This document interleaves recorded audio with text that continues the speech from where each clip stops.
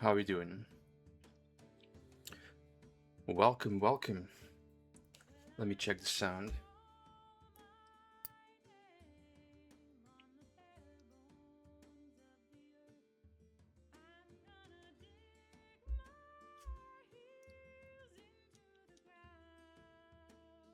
How are we doing? All right, it sounds good.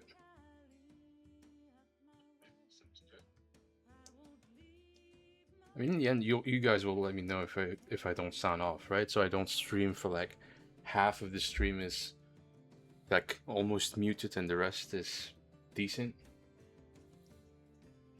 Anyways, how are we all? Welcome back to where the water tastes like wine. All right.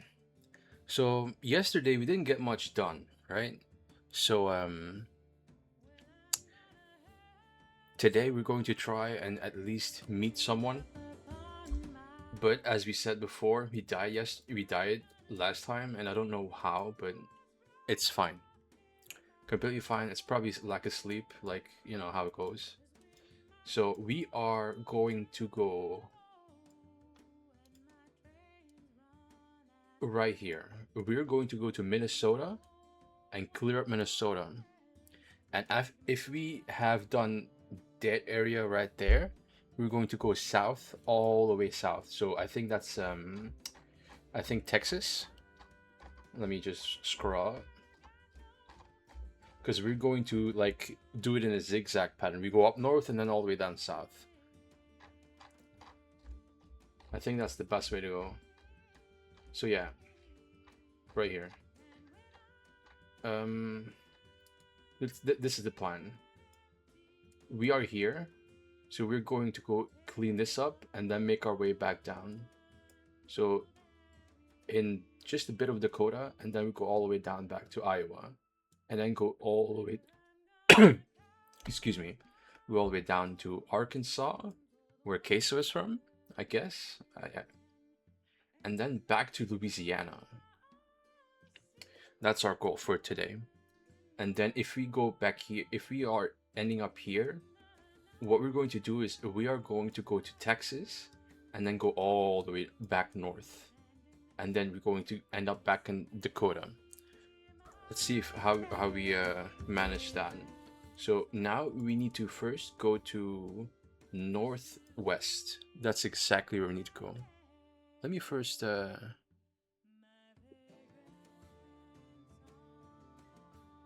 that looks good. All right, northwest it is. That's here.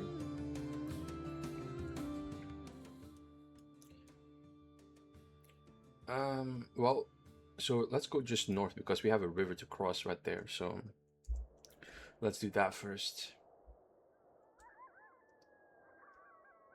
So yeah, again, like what I've done in the meantime, this soundtrack.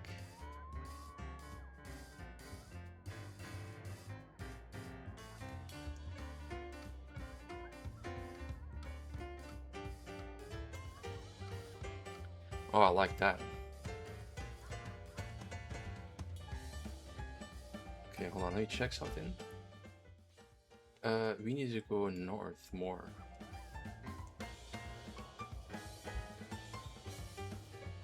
Oh, huh, okay, so I guess we just...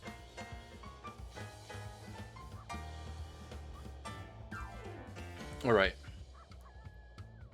I'm not sure if there's like a crossing over there though.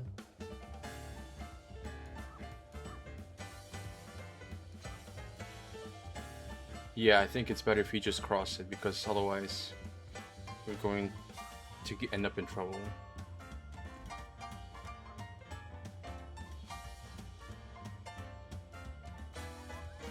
Well, we are at Minneapolis and unfortunately, oh, that is not, it's not great that we're there right now.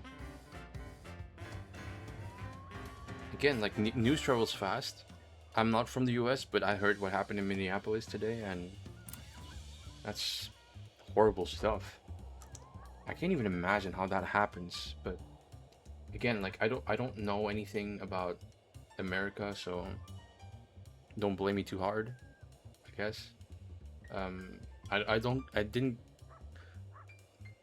I have not been immersed like in a cultural sense in what American culture is, but it's just, it's even though that we, you know, like most people that I know, they grow up with like American stuff, like American movies, songs, and whatnot. But even then, like there is this kind of divide. You know what I mean? Like there is this divide where you see it, and you know you like make it a part of you, but it's up to a point, because some things I'll probably never understand, and I think it's mostly because I'm just not I'm not American. I mean, I don't know what I can say about it. Here, can you find her? His voice is soft, cooing. He's lowered himself down so that his head is level with the two blonde-topped boys next to him. Can you find Grandma? They're pulling ears of corn off stalks with uncommon gentleness. I'm not sure what this is all about.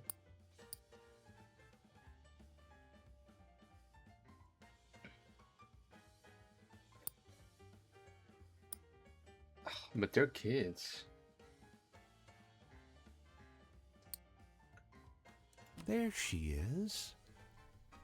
He points to a specific cob. It's enormous, but otherwise unexceptional. Okay. We gave her back to the corn, and now the corn has given her back to us. Oh. One of the boys, awed, reaches out with a reverent hand to touch the cob. They probably buried Grandma in the cornfield. This one's not for eating, the man continues. No, this one we keep. Come on, boys. We better get home before dinner time. Harvest starts tomorrow. He turns to lead his children back towards where you're standing. Let's hide. He seems beatifically distracted as he gingerly carries the pristine ear of corn in one hand, never noticing you. His children tail after him. One of them, his blonde mop of hair mirroring the bright yellow maize, seems to glance at you, but not really understand what he sees.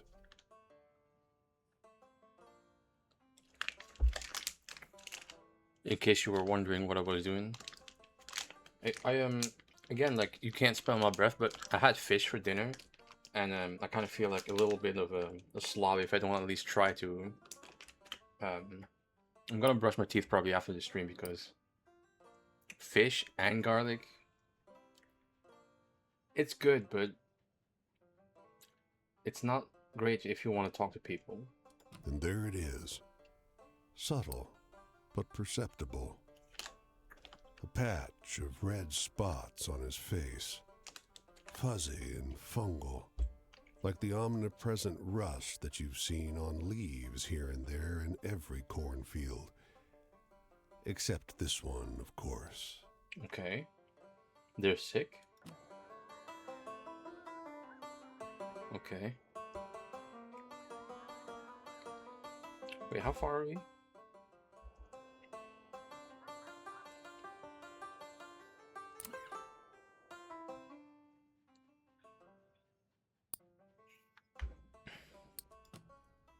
A story about the Thunderbird people who fly when they fall from heights. Halfway through, you realize it's a story about the bridge builders, but highly embellished.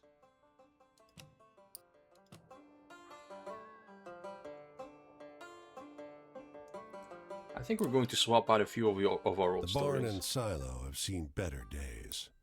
One big storm might bring the whole structure down. A man hollers, "Ken? Ken? I know you're here, boy." He sees you and lopes across the field toward you. "You seen a boy around? About 14. Oh no. He sighs. My boy is missing. I haven't seen him since last night. He swallows. He ain't the type to run off, neither. Can you spare a minute to help look? I'm worried sick. You know what? Check the Interior barn. of the barn is dim, even with the great doors thrown open. You check the animal stalls, but find nothing. As you look up to the loft, you spot a gap in the roof. A bit of cloth hangs down. Oh no. Perhaps a shirt. You climb the ladder and make your way across the roof. A trail of empty beer bottles leads you past a discarded shirt and to the base of the silo.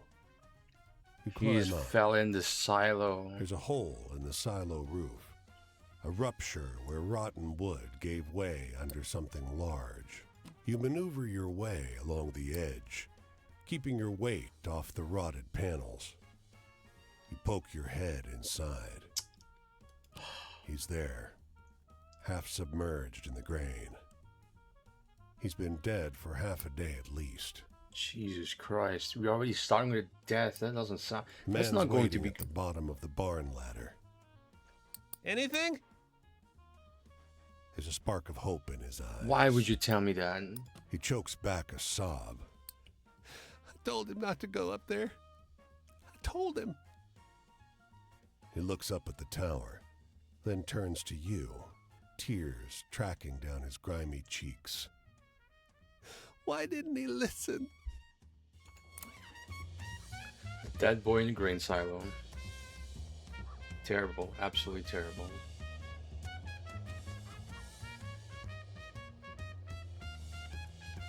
Right. What do you have here? A cop stopped a truck from the nearby army base. The driver is furious. He yells, "Hey, get over here!" Shit. You approach, and he tries to give you a case of liquor. "No way!" the cop shouts. "Have your little speed limit power trip!" the driver barks. "Major needs his booze now!" Okay. "Run this half a mile down to the base. I'll give you something nice," orders the driver. "Ridiculous," the cop blusters. You imagine someone like yourself walking into an army base with a major's box of personal booze and are inclined to agree. You know what? When you approach the base gates, 3 kids in uniform scream at you. It's not until the major himself arrives that they accept your story. "Get your hands off my grandfather's whiskey," he snaps, ripping the box from your arm. Nobody remembers to pay you.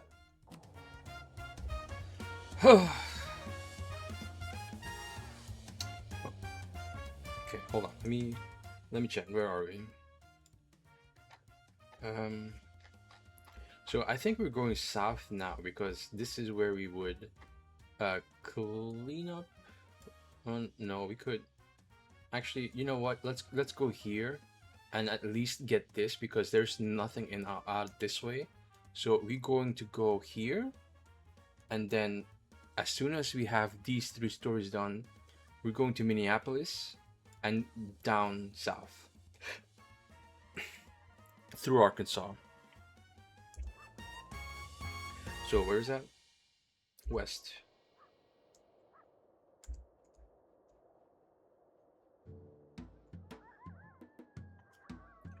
And we learned how to whistle.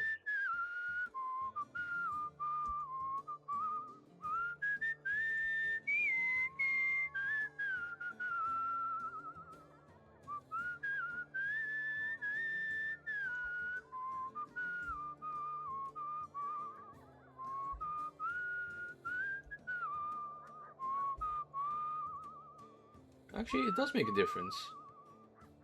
It does make a difference.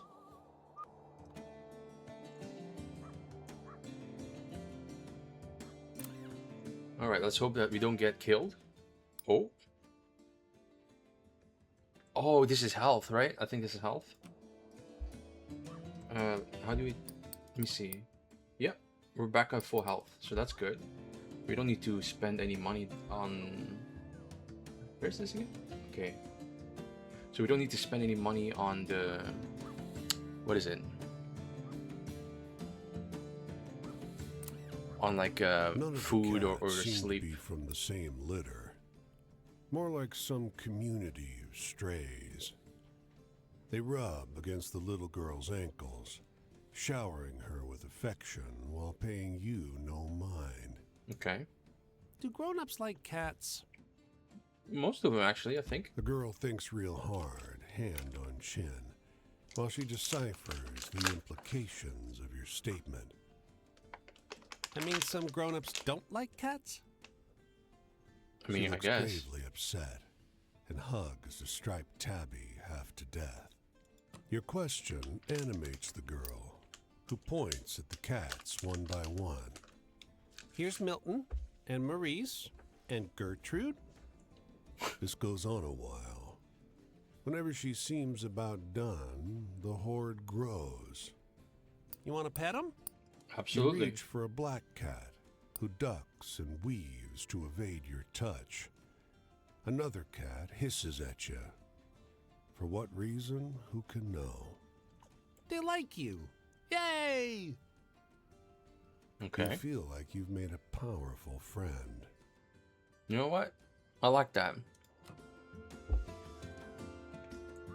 The girl with a ton of cats.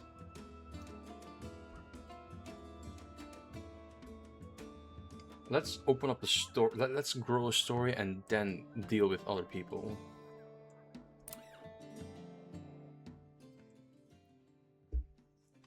Yeah, I never sat still to really mention it, but the art and the music. I mean, the music is good. I've talked about it a million times, but the art, it's good. I mean, it's a little, you know, it's very artistic and it's stylized. I like that. Okay, so what story are we got? A story about the man and the witch in the bayou. Okay, but what are the embellishments? Okay, so it just grows. No fantastical You've seen embellishment. better What is days. this? That's one of the bull that the bull that we helped one episode or 2 episodes ago. What happened? Hard times all over, the bull says archly, with what seems to you an aristocratic air. Its blood, still fresh, pools around your feet. You dip a finger in. Yes, yes, go on, sighs the bull. Why not? It soaks through your skin as if you were made of tissue, and it strikes you all of a sudden. You've never felt this good in your life. Okay. Sensing your astonishment, the bull just rolls its eyes. Okay. I think this has some meaning that I don't know about. Like, there has to be some symbolism for this. I just don't know what. The stabbed and bleeding bull. Alright, who are you? The old man sits by the Is roadside. that Willis? A post protrudes from the dirt. A mismatched set of horseshoes tethered to the top with colorful string. I wish I knew where it went, he mutters. He glances up and startles. I know you. We've met before, haven't we? I know you. Highly doubt that, to be honest. He stands, triumph in his smile. It's been 50 years, but I'd recognize you anywhere, General. General? He fingers his lapel. I don't have it anymore, but I remember that day so well. You shook my hand. He offers that hand to you. He's confused. Like, I'm He not gonna lie to blinks people. rapidly. Then his eyes focus. Sorry, stranger. He smiles awkwardly, clearly embarrassed. My eyes aren't what they were. They said this was a place for finding lost things. He nods at the post. I guess I saw what I wanted to. What did you lose? Little piece of history. He brushes dust off his lapel. Okay. I guess some things are best left in the past. Maybe that's the lesson. Again, like, I feel like when it comes to doing good, I always choose to do the right thing, but it always comes back to bite me. So, all right, so now we need to go southeast, which is right here. Right? All right.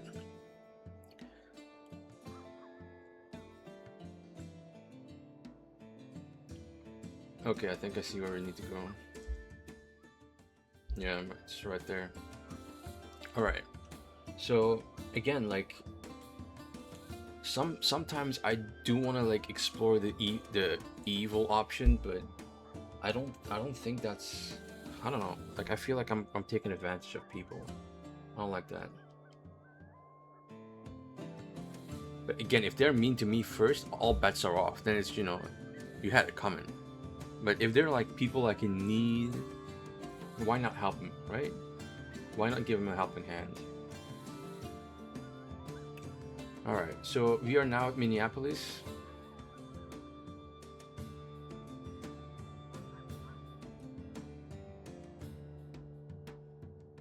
Alright, let's see what we have here. It's late. The restaurant is closing. What is this? You dust your bones and stand up from your bench when suddenly a crowd of rowdy, soot-washed miners barge through the front door. The leader of the pack, a coarse man with blackened brows, announces toward the bewildered chef. "Bring out your best dishes. Me and my boys deserve a feast after that biggin' tonight." Pay up. Come barging in, being all rude. "Sorry, we closed," the Chinese chef whispers while raising chairs onto the tables. His answer does not satisfy the pack. Their leader sizes up the chef and steps forward. "We're honest men who don't want no trouble. We got the money, and I reckon you got the goods, so how about it? Bring out your best dishes.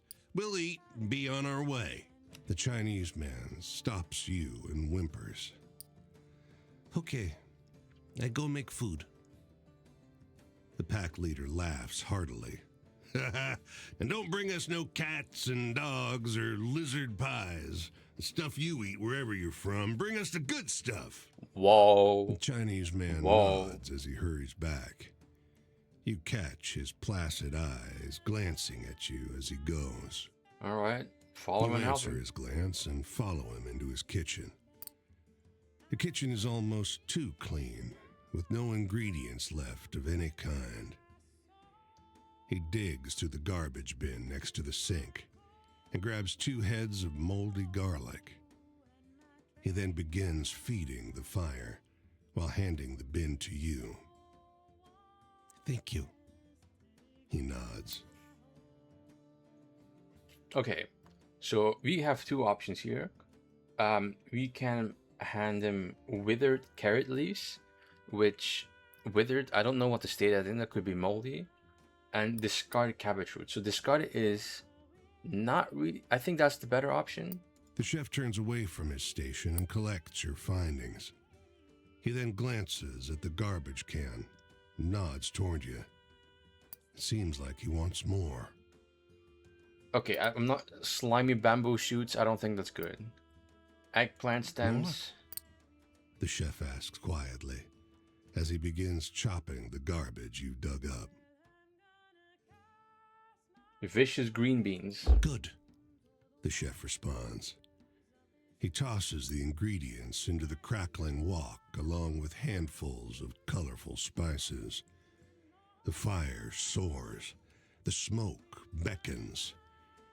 The shape of a man, no, a demon, emerges from the symphonic blaze inside the wok. It wears baggy robes and wields foreign scrolls.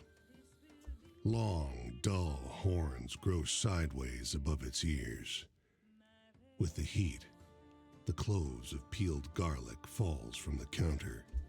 Okay. With one fell swoop, the Chinese summoner tosses the garlic into the wok and feeds the spirit what it's looking for. The blaze, now satisfied, bows and blesses the contents of the wok before taking Wok its leave, hay. simmering into the smoke. You know it's gonna be good if it have some wok hay. I've never had anything like this before, the leader exclaims. He stands up and walks over. Mister, I'd like to apologize for my rudeness. This has got to be the best meal I've ever had. What's this called again?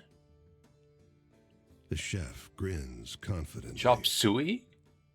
Chop suey.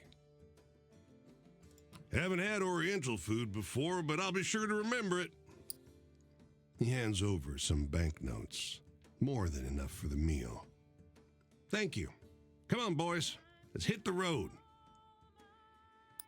The miners disappear into the night, and the chef begins cleaning up once more. However, you cannot take your eyes off of the leftovers. All right. He shakes his head. No, don't.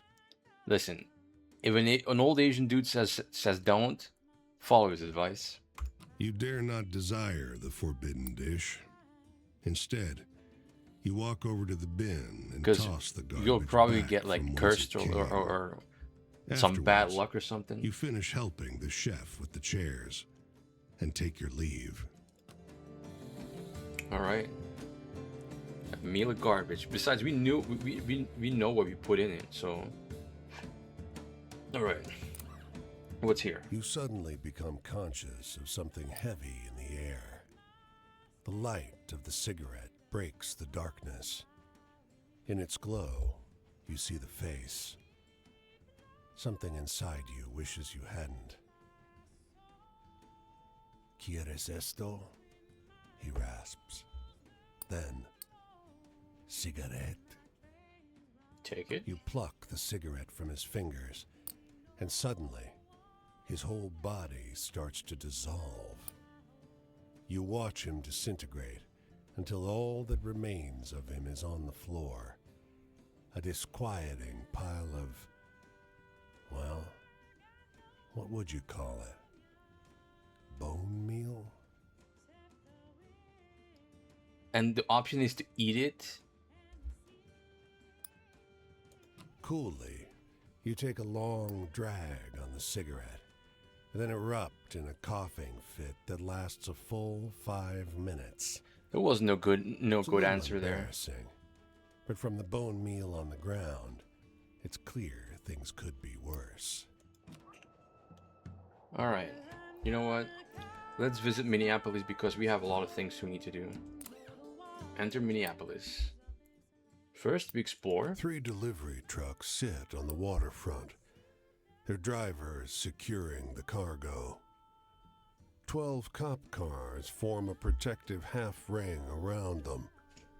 Their occupants seem to be gearing up for combat. What's going on, bro? You approach a pair of cops. The broad one pushes shells into a shotgun with a practiced motion and an undercurrent of excitement. His wiry partner indicates the trucks. We gotta get these through. Keep them secure. From what? The broad cop grunts. You been living under a rock? Strikers, says the other. Socialist motherfuckers, the broad one adds. Okay. The wiry cop looks away. Mm-hmm. Why are they striking? The broad cop sneers. Doesn't matter. They better fall in line. The other shakes his head. My cousin's out there. I don't think their demands are... Maybe you're standing on the wrong side. Come on. They walk off to join a briefing huddle. So, They want to protest and you want to shoot them with shotgun shells? It's a token act of resistance, but it's something. You drop onto your belly, the car between you and the gathered cops, and locate the fuel line. You jab a knife into it. It takes a few attempts, but you nick it just right and cover your face as gasoline pours out. Mm-hmm. You stand to find the thin cop watching. Oh. He looks between you and the fuel leaking over the asphalt. The two of you lock eyes for a long second. Go. He says. A real one. All right. Let's go to the store. Let's do one of this. Let's get some iced coffee and a hot dish. And now we can earn money. It starts to rain. Of course it does.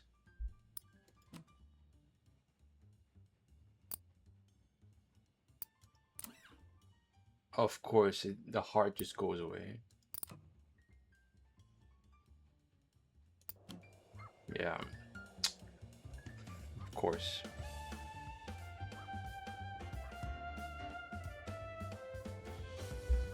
Alright, let's check the map again. Now, what we need to do is go straight south to Iowa and get these things done. Alright. South it is. Where is it? It's right here. That's south, right? Okay. Alright. So, again, I don't think you should meet protesters with shotguns. I think that's wrong. So, again, like, I don't have experiences with guns of any kind. Well, there's this airsoft gun that I had. Well, not me, but, you know, I tried it once. In a safe environment, by the way. But yeah.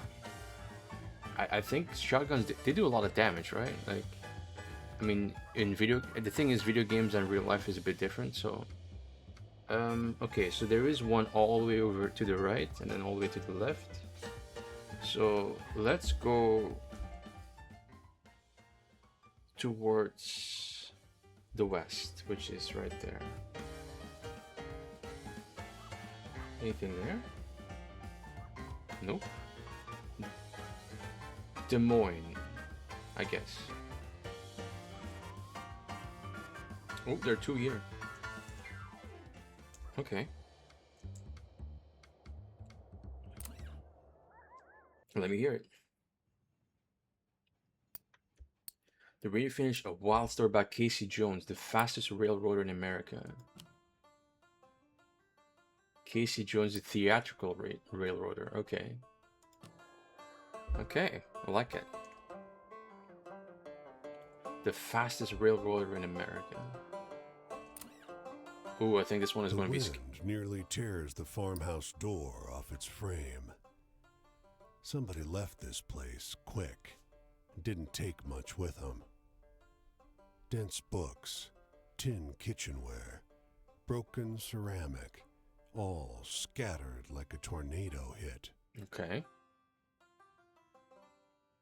Just out front, an iron pot hangs over a stamped-out campfire. Under the lid, game and potatoes in a congealed broth. Leftovers, but plenty for one, and no older than a day or two.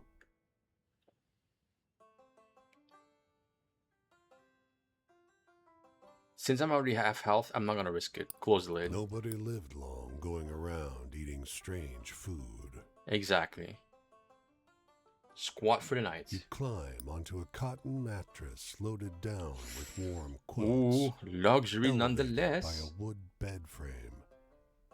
Luxuries. As you drift off, the wind pulls the door open. The sharp, drawn-out creak, creak, creak forces you wide awake. Okay. So a cat, I guess. A faint sound. Some wild animal? Just the wind? A voice?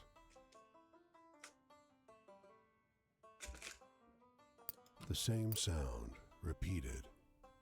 A word. Talipo. Talipo. The open door frames the partial silhouette of a ragged creature. Inside your head, somebody else's words ring out in your own voice. Talipo, Talipo. Who has my Talipo? I don't have it. Some heaviness presses down upon your chest. In front of you, 2 green orbs, followed by a smell foul as the grave. Yes, you have. Okay. You wake up in a pile of debris. Wood boards, roof tiles, broken You furniture. should have run. Whole farmhouse must have come down. Long scratches Damn it. cover your arms The and the legs, whiteness in me is just making still all the red wrong decisions. and raw. And of course now I don't have health.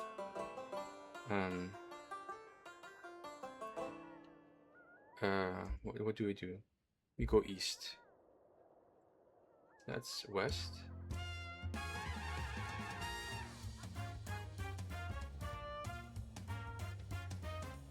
Cedar Rapids. I don't see city that I can like.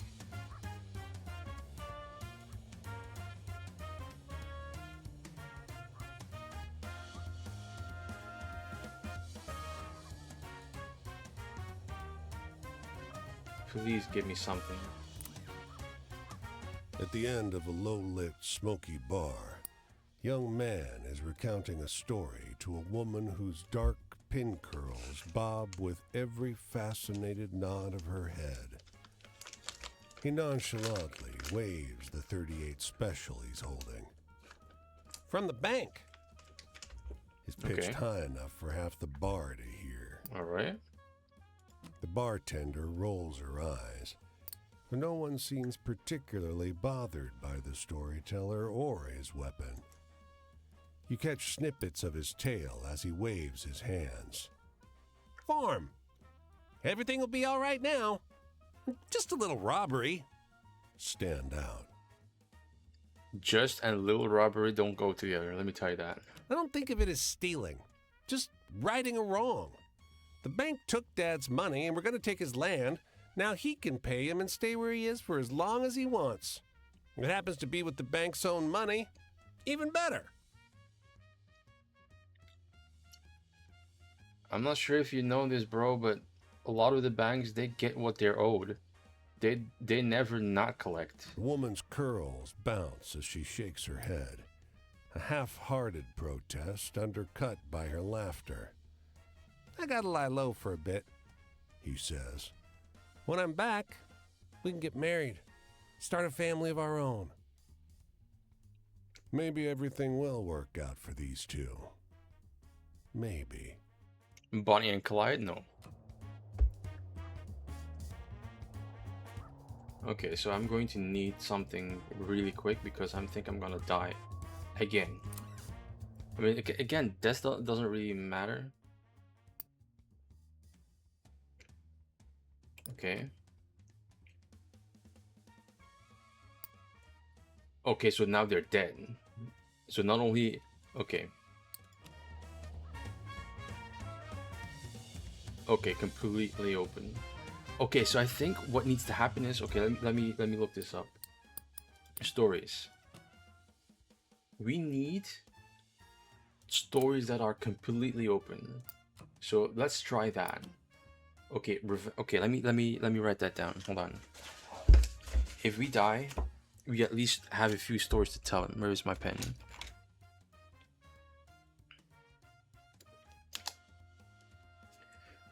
Passenger pigeon.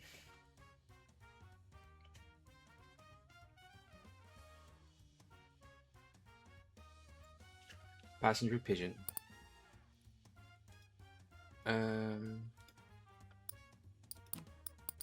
Okay. Anything here? Nope. Grave diggers? Nope. Right here. Okay. Androgen.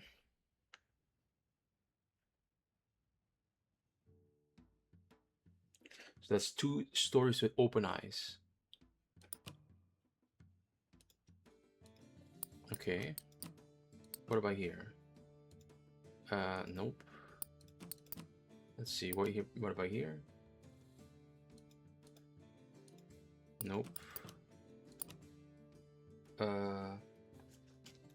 Brothers seeking one another.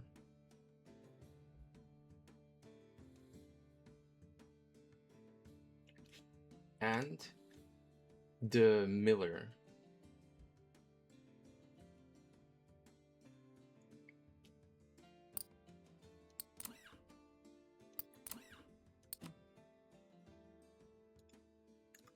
Okay.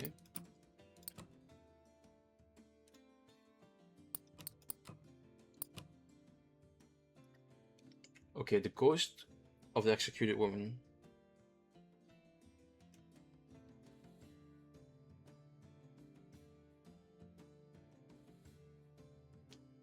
Okay.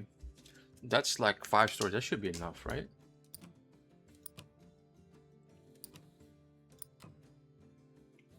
Regiment. I mean, let's keep that as well.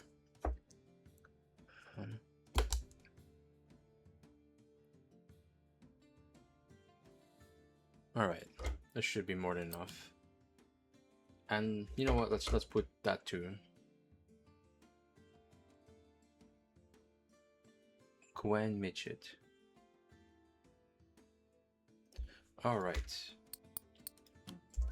Now we have that. So it doesn't matter if you die because now we are prepared. Downtrodden folk have transformed this public park into a shanty town. People wander in and out of makeshift shacks, their homes of cardboard and rusted metal. No one seems to mind the demon who roosts on an unconscious neighbor in broad daylight. Okay, you don't do that. The demon throws both his hands up. His little wings flap with nervous energy, like a hummingbird in flight. Whoa, whoa, whoa! Easy there, friend. Ain't hurting anyone here. Just feasting on some nutritious dreams. I'm pretty sure he's hurt. Yeah, don't worry about him. Can't move a muscle while I'm perched up here. The wind carries over the demon's breath, the scent of a lit match dropped in a trash can. Oh, Hey, that's nasty. I can't decide what to eat. Help me out. Dream of The love. demon wolf whistles. That kind of dream, eh? I'll conjure up a lovely lass or lad, whatever this fella likes. He rubs his hairy hand all over the sleeping Ah, man's Christ. face.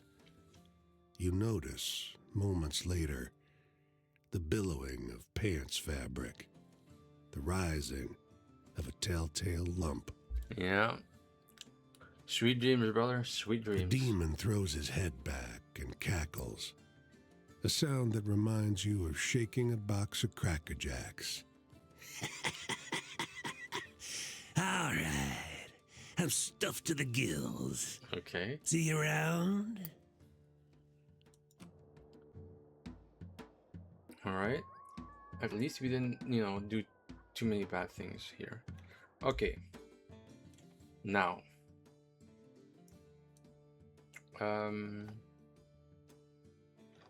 Okay, I think we need to go south. Actually, we're going to go southwest.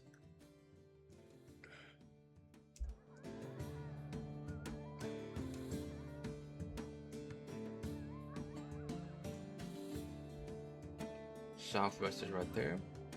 So we're going to do one of these.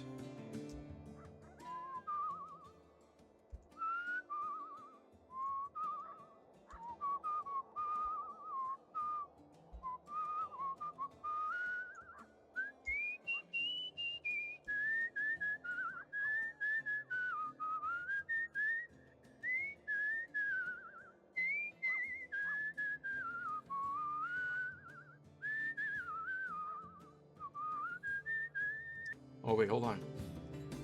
I completely forgot. Is there a crossing? Yeah, but it's all the way to the east. Yeah, it's right there.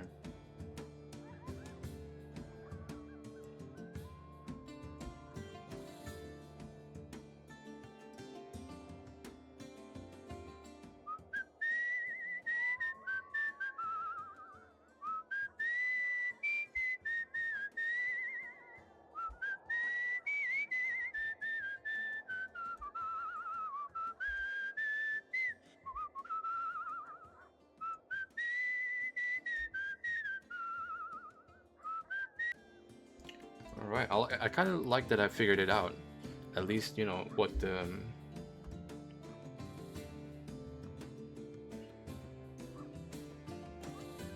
Alright. Actually...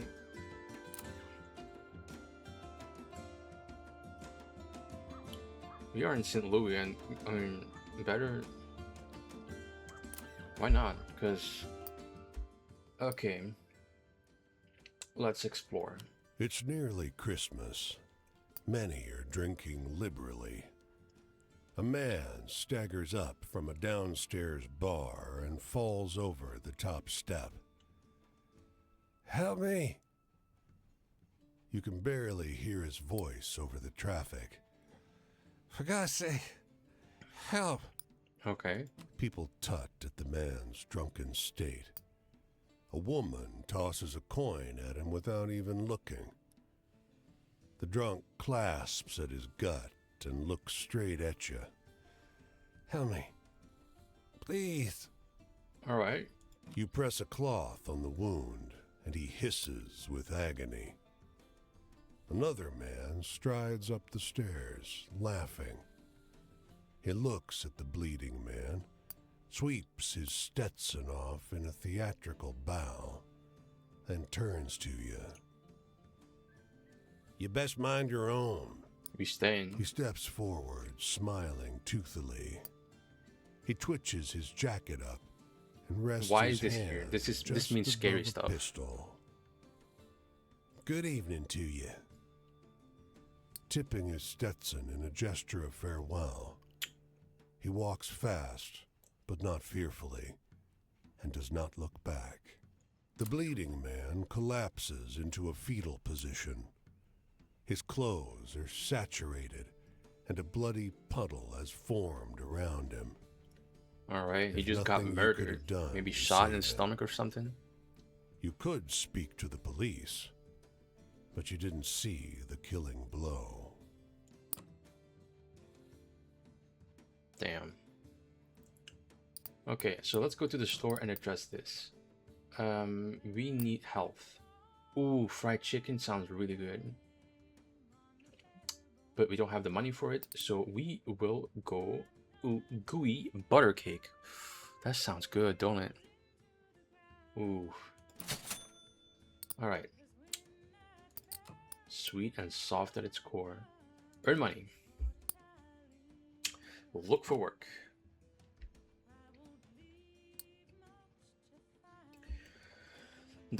This hospital needs someone to mop floors for the day. A nurse gives you instructions. Rat-tat-tat-tat. Scrub surgery A and floor 2. Skip the rooms with the newborns. Ask Dr. Penny if he wants his office done. This is very important. Get these half hallways before lunch. You know what? Mop the floors at random.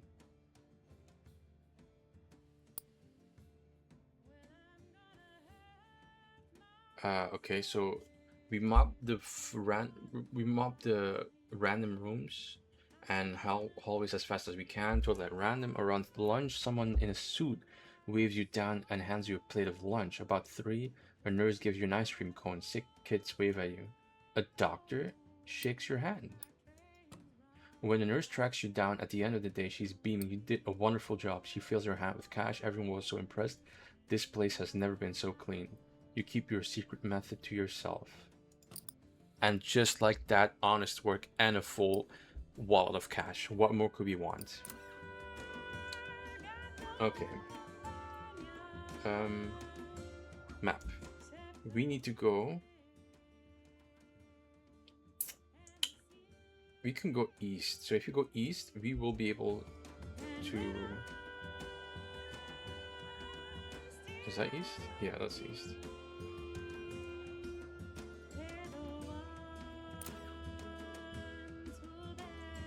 Okay, I think I might took the wrong way, right? Sure have. So I need to go west. Okay, messed that up. Right, this is what you get for not looking at directions before you do something. Alright. So we need to go west, and then... I think I see it. Yeah. Alright, there we go. And we're going to whistle.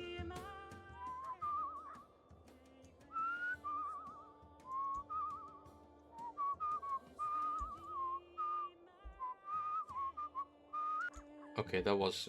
no, I messed that up, but it's fine. And I need to go a little bit course correcting. And I see where I need to go, okay.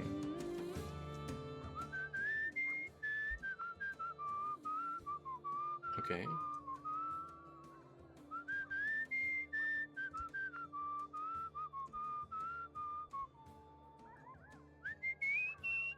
Kansas City.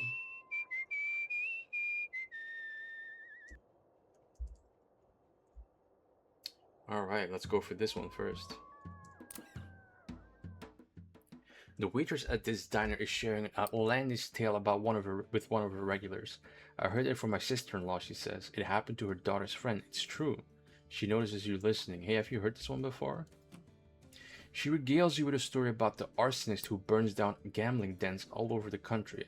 Halfway through, you realize it's a story about the fire at the poker game at the Wine Cove Hotel in Atlanta, but highly embellished. What do you think about that? The waitress exclaims.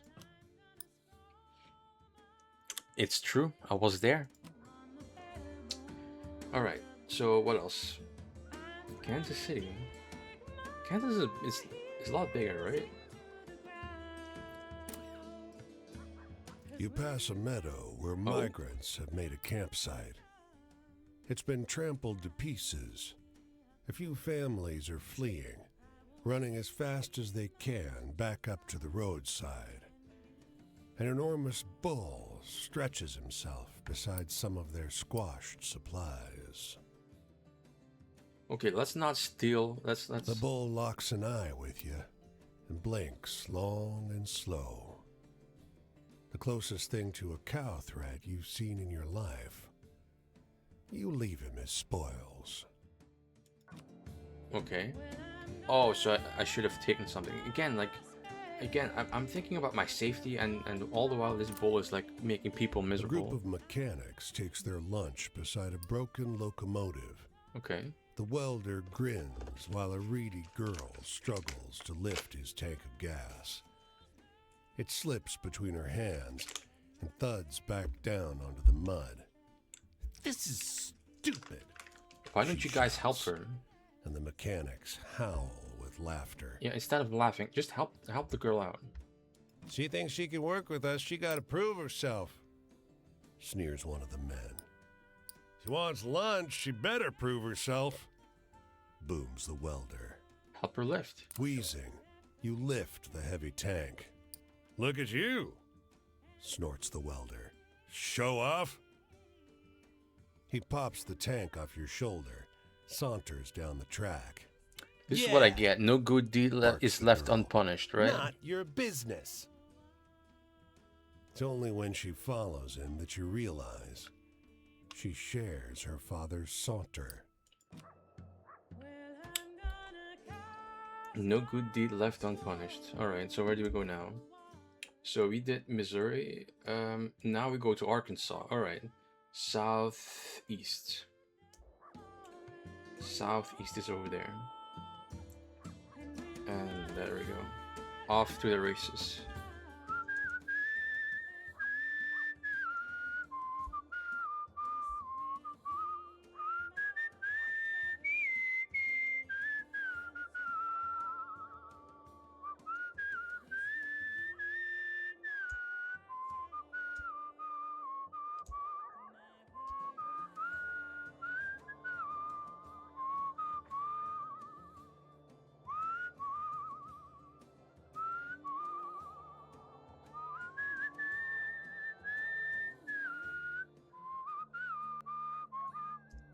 Let me check the map.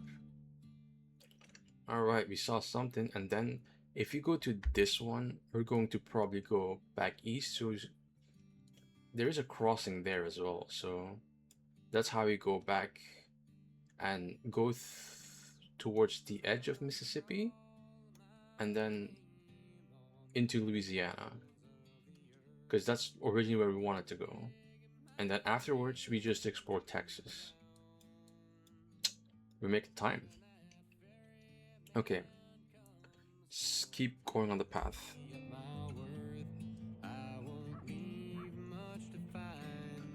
Alright, we're getting somewhere.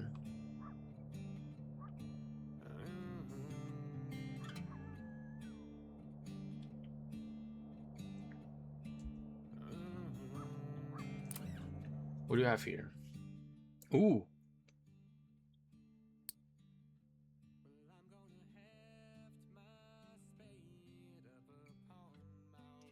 Long knives. Alright. Okay. I hope you see them again, because I've been interested in this story. A rusted sign hangs on a run-down wooden fence. Trespassers will be prosecuted to the full extent of the law. Full extent of the law. Now there's a curious name for buckshot. Yeah. Alright, peek. Apple trees.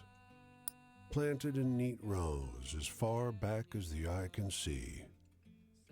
Though the fruit on the closest trees doesn't look so fresh. Let's trespass. You hop the fence and walk the lines. The orchard's a minefield of rotten fruit, grown too weak to hang to branches. Rows and rows of inedible fruit. Doesn't seem like a single one of these trees got harvested when the apples turned ripe. An orchard for worms. Okay, rotten orchard.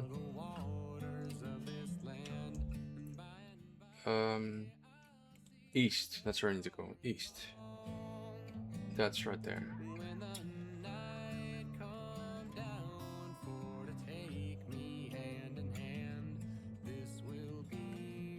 And we are at Memphis.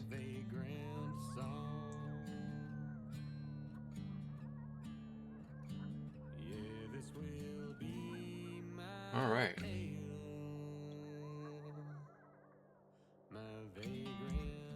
Okay, so if we are Memphis right there, then we just go south. That's basically, because we already did a lot here, so we're not ready to do anything with our main stories yet, so we're going to just keep on collecting stories. So just keep going east and then south.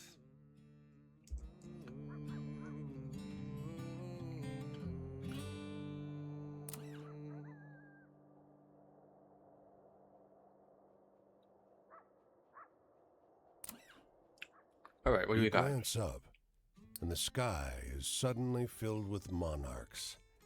Billions of them rising out of the fields and streaming across the road.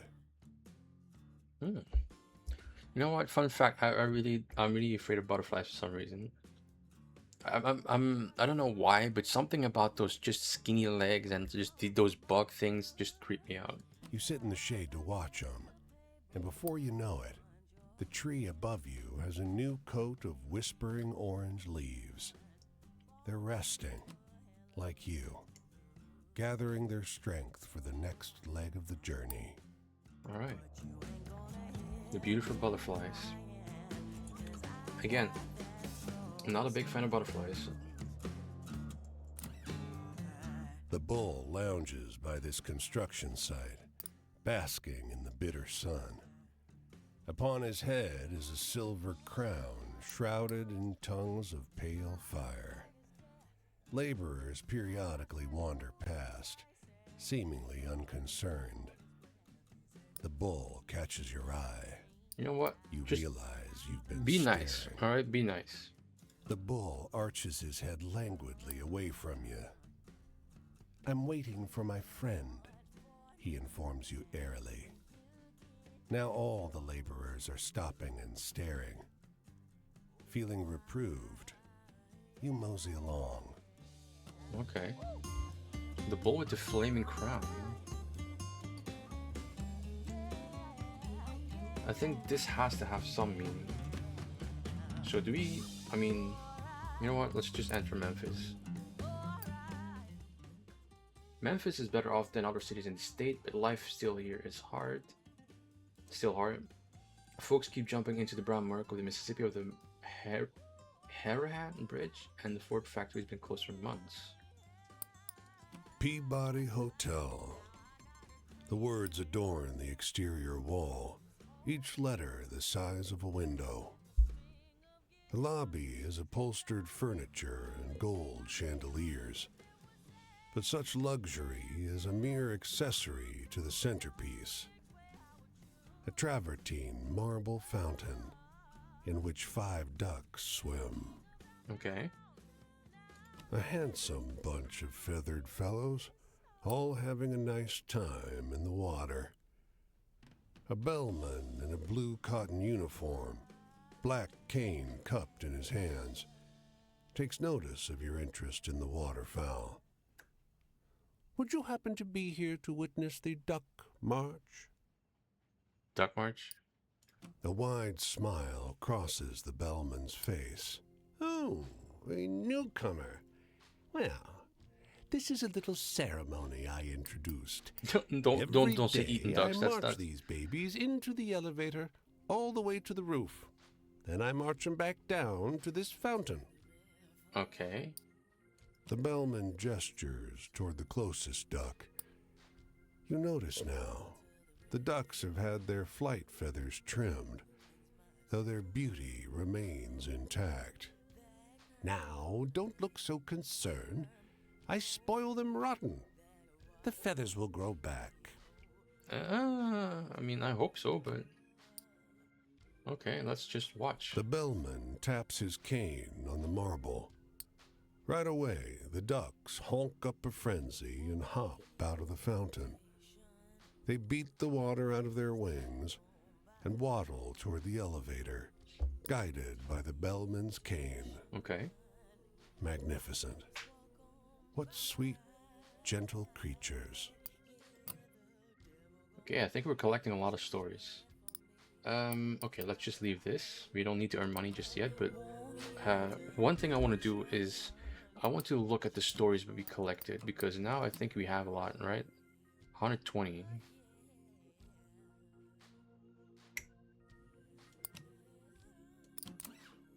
Okay, so...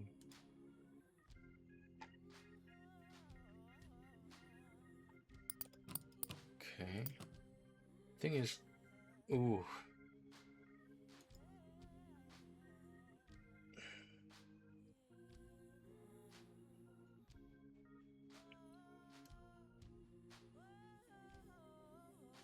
I mean, this is already open, so I'm gonna just leave it here.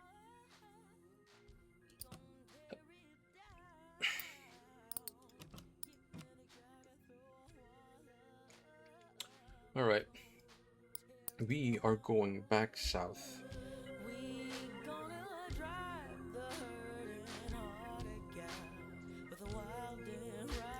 Alright.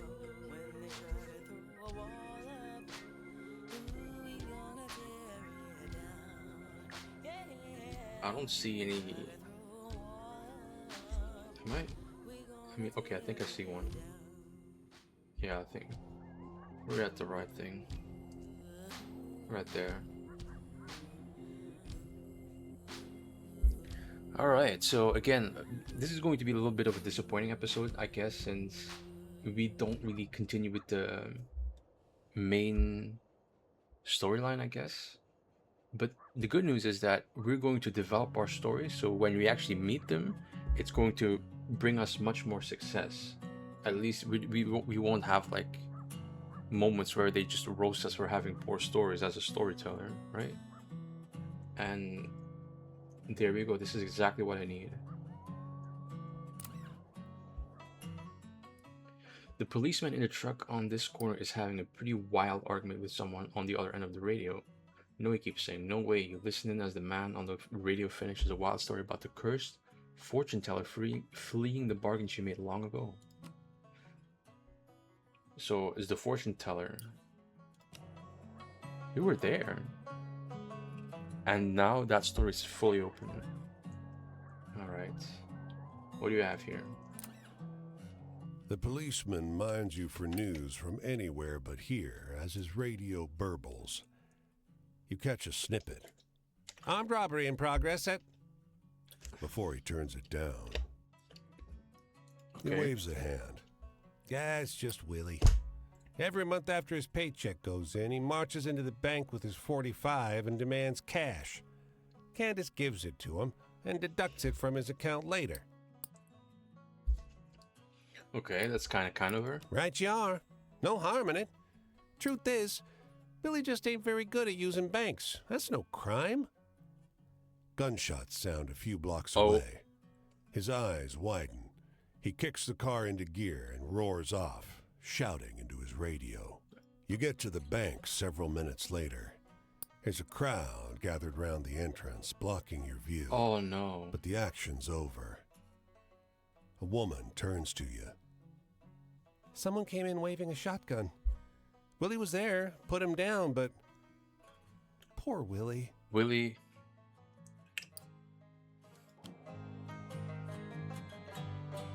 Damn. I mean, he was really a bad guy. I mean, I guess, but in the end, I guess he just didn't know how banks worked. I guess I don't know. All right, The let's see. man checks a wristwatch and swears under his breath. His fingernails have been chewed down to the skin, Bus is late. he says without looking at you. Don't chew your nails. Oh, real late. Real late. You identify now the source of a low, creaking sound that has lingered since your arrival. The man rocks in place, Oh no, he's late for an appointment or something. a strain on the old wooden bench. All right, 2 tickets. The man looks at the tickets in his hand as if he hadn't known they were there. Slowly, some comprehension colors his expression. You know what? You all right? Just fine. Just fine, neighbor. Bus will be here soon. He starts to bite at his fingers again. Surely there can't be any nail left to chew. You know what? Wait, with The him. man pops his knuckles one finger at a time and starts over. When a wren lands nearby and sings a little, you're grateful for the sound. All right. The nervous man at the bus stop. Probably going to be a funny story. All right, where do you go now? Still south. All right.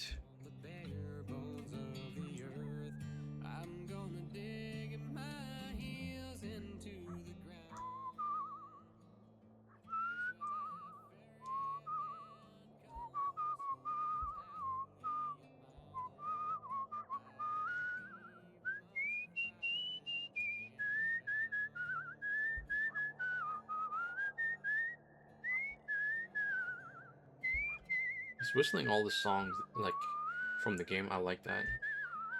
Okay, hold on. We arrived at New Orleans. I heard it's a really beautiful city with like a music kind of vibe to it. I like that. We don't need anything, so we're not going to go into New Orleans, I think. Hold on. Let me put this out, and we're going to go to those 2 spots, and then maybe we're going to explore New Orleans, but we're not going to buy anything.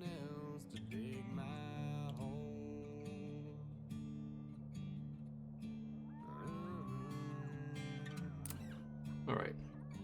Across the street from this bar, a man in full uniform stares Okay. fixedly at the horizon. The older guys on the porch are watching him with an expression you read as deep distaste. What's the matter? That boy wasn't in the war. One tells you. His older brother died in France. The Junior here tells people he fought, and he stands there in the middle of town once or twice a week in his brother's uniform, so we gotta see it. He spits in the dirt.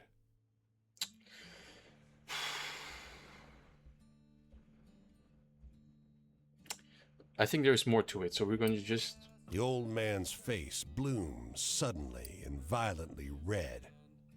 Fuck you! Okay. You want to see a poor guy? That's not... You don't have He to do all lumbers this. across the street, and a hunting knife you didn't notice emerges from a sheath you didn't see. Junior, He shouts. you piece of shit! Jesus Get out of Christ. here! Suddenly, the old man is flat on his ass. Junior sprints into the long grass. As far as you can tell, the old man is unhurt.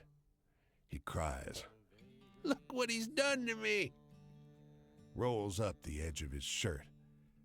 The only wound there is the dark triangle of an old bayonet scar, healed long ago. I mean, there's probably a lot more to it that they just don't tell, but they want to leave it up in the open. Of course, times was different then. Not long after you walked into the small, cramped saloon, you found yourself caught by this man, a portly old grifter, Wait, sat upon an armchair. I'm built like this dude, so it's seemingly it's placed fine. there just for him.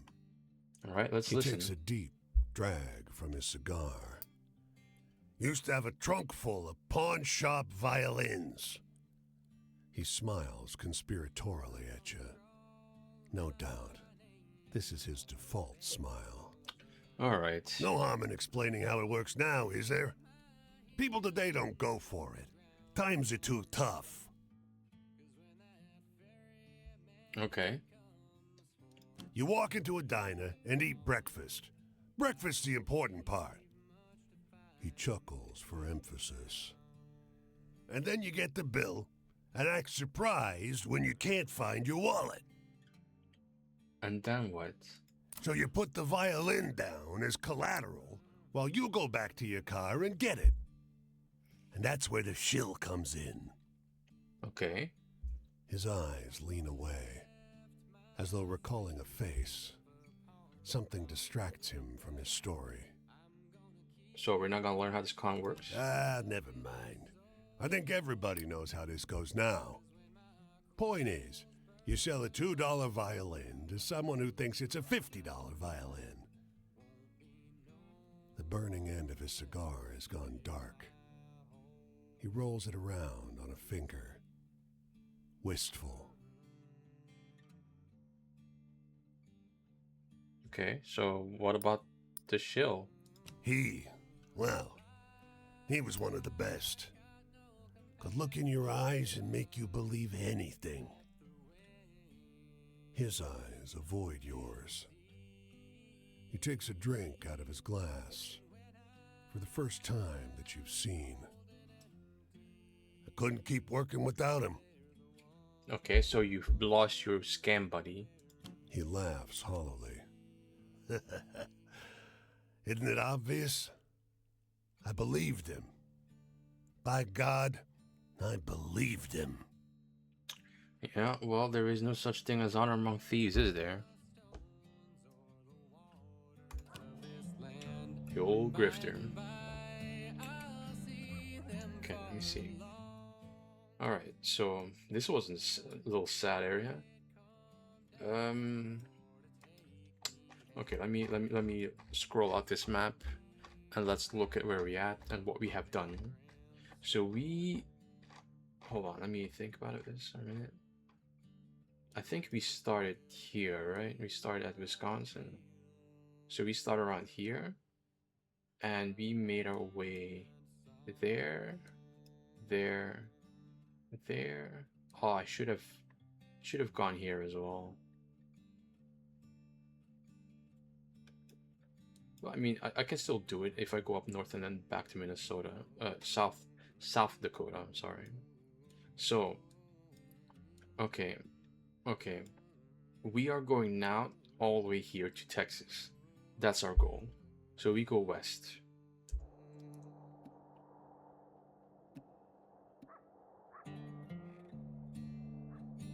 Alright. Whistling time.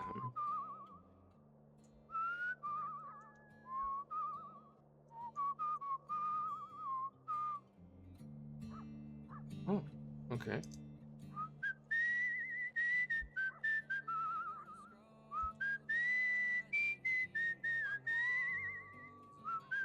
Not seeing anything. And just like that, I see something. Hopefully that looks to be something. Need some cash, a man asks. He just moved in down the street and needs help carrying boxes from the curb into the house. Through my back. Look, I'm not old, but I'm starting to get to that age where I'm feeling it. Like I'm starting to feel my body just giving up on me. It's the worst. Alright, we got some money for that.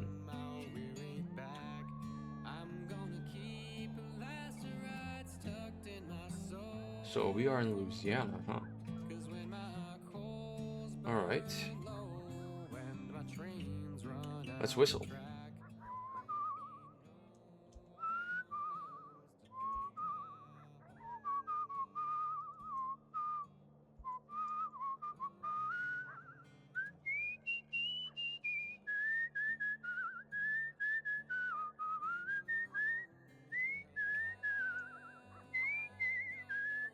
And we are in Houston.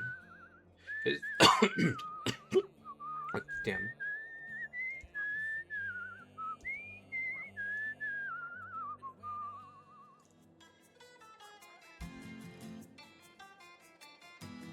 Oh, I like this one. Okay.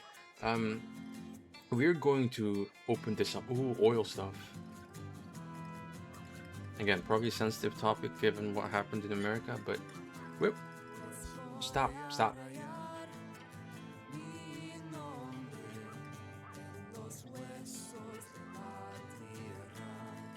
Ooh, oh, I need to buy this soundtrack. I really need to buy this soundtrack. Stop. The policeman in the truck on this corner is having a pretty wild argument with someone on the other end of the radio. No, he keeps saying, no way. You listen in as the man on the radio finished a wild story about the whippoorwill watching for death. The drunkard lineman. Oh, it's been a while since we actually had anything about this guy. The soundtrack, oh.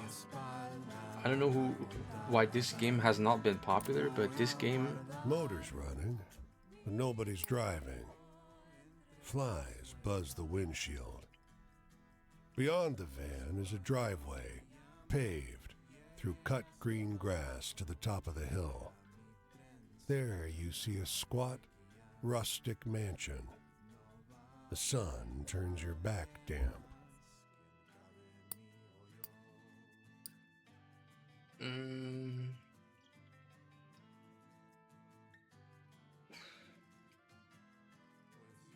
Go to the house. You arrive in the driveway panting, tongue dried out.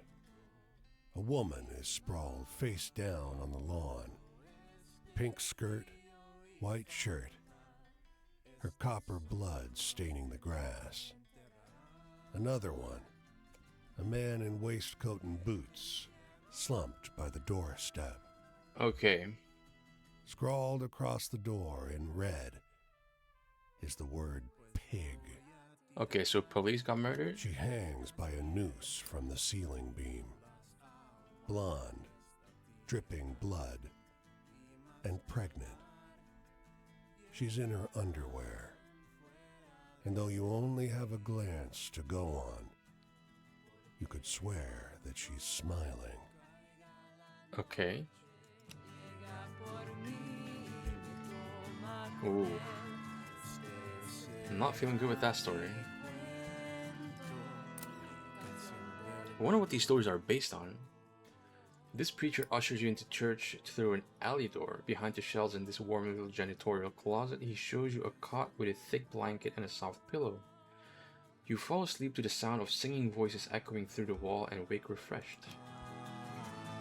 Always a good sign. I'm guessing that's Texas. An excitable man in dirty suspenders waves you over to a cave mouth. Partner, do me a favor, friend. Can you, inspect that cave there? Got 2 bits with your name on them.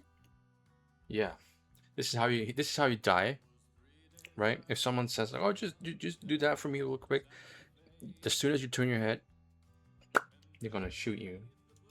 The cave interior is nice and cool. There's a whole bear hide, treated and tanned, lying on the ground. It'll be a good spot to rest for a time, if not for the human skeleton. If not for the human skeleton. Back of the skull has a hole about the size of a quarter.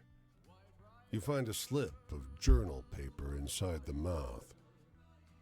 Normal bones, which Floyd the respectable prospector ain't touched nor seen much, merely stumbled upon during honest business. Alright. Now we die? The man jumps out of his suspenders when he notices your return. Friend! Gave me an awful scare.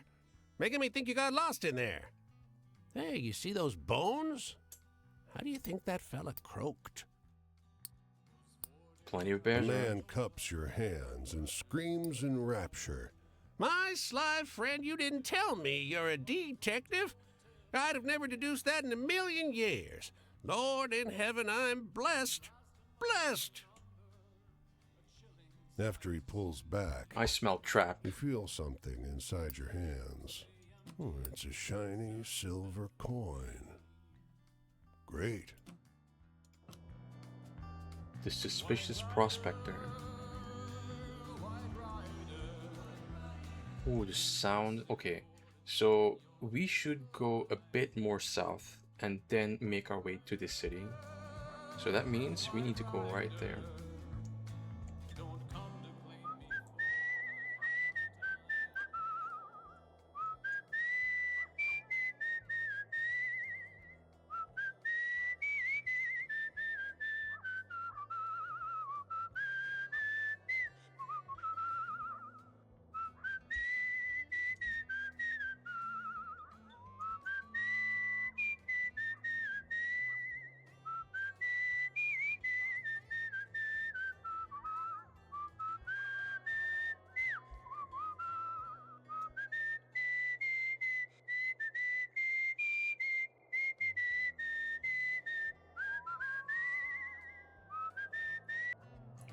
Alright, let's see.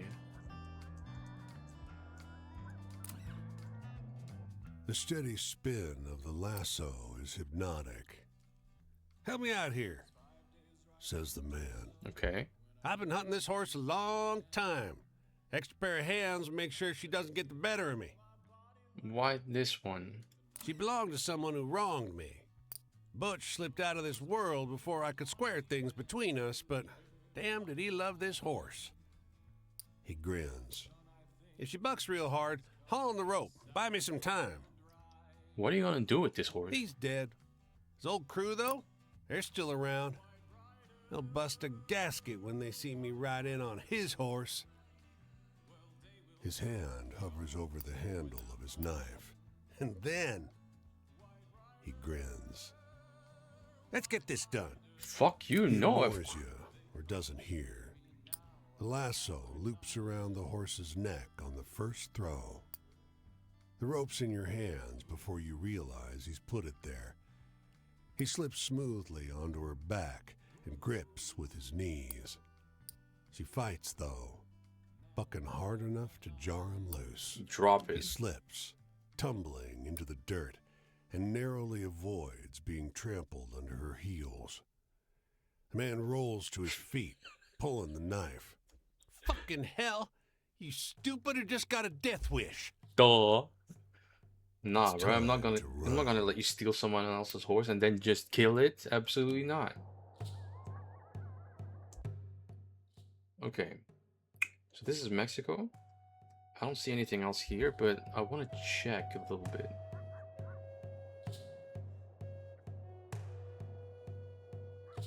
Okay, I see nothing. Okay, so there is actually nothing. Okay, let me see. Yeah. Alright, whistling time.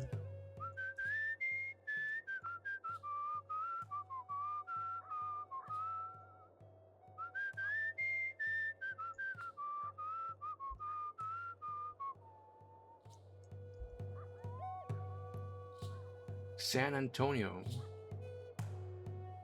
Alright. Let's see what we You have fear here. your feet will sink into the dry emptiness of the Great Basin. Every step is a syncopated crack of dried ground and salt underfoot. Even the vultures avoid this wasteland. Okay. Was there a road you were supposed to be following? Your throat has gone numb. You're not Okay. sure you ever had a tongue. The lonely iron-colored rock rising from the ground is the first thing you've seen in days. The air around the stone shimmers drunkenly in the roasting heat, distorting a figure standing before it. A rider, white from the tip of his hat to the slender legs of his horse. Okay. So, The buttons on his coat glint silver in the sun. Dust doesn't cling to his pressed white trousers. You're tired of ghouls and very near done with psychopomps. Time contracts in the heat. Suddenly, he stands all too close. okay. Some croaking noises clatter out of your mouth as you beg for water, but he doesn't hear you. He's not here for you. Okay, that's good. You slide down to your knees as he rides on towards someone else. Ahead, on what passes for a trail, another horseman, face down on the ground, ragged and empty. His horse dead a few steps before the spot where he was pitched into the sand. The white rider canters toward him, slow but unerring. Okay. The White Rider in the Desert.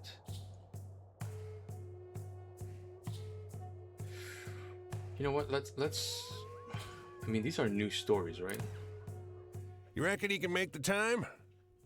The old-timer elbows you as you try to get a look from the edge of the pen, thick dust kicking up from the bronco's hooves. The cowboy's body swings like a reed being whipped in the air. He doesn't fall quite yet. You know, wouldn't bet on it. Good. He says, Betting'll be the death of this town, I tell you. You turn to look at him. He's a leathery figure under a hat that's too big for his frame now. Eyes squeezed into slits by decades of harsh sun. Okay. After an agonizing minute, where you're sure the skinny cowboy is going to snap in half under the force, time is called. Son of a bitch. You hear the old-timer say. Damn boy did it. Sure did. The rodeo. Alright. The railway was a fast route between two towns, but the oil which promised to make each town rich was never there. The track died fast. The citizens, like the bird, survive on pickings. The vulture gouges at a cow's jawbone, a piece of paper trapped under the skull. I don't like messing with that stuff, so. But we don't have another choice, so we just read the note. Emotion disturbs the bird, takes off with an air of disdain. The buffalo is long dead. There was no meat left. It lands Ooh. again, not far across the track. The note tears as you pull it free. I can't wait longer. Ran out of food. again, I don't know what time this is. Like when, I think it's like the 1800s, right? 1800s, something like that, or maybe 1900s, like early 1900s. No, it has to be a little bit older than that. I think 1890, maybe early 1900s. I don't know, but yeah, Mary, rough I history. can't wait longer. Ran out of food, so had to hunt. I hate it. I said we'd leave for a new life, but not one like this.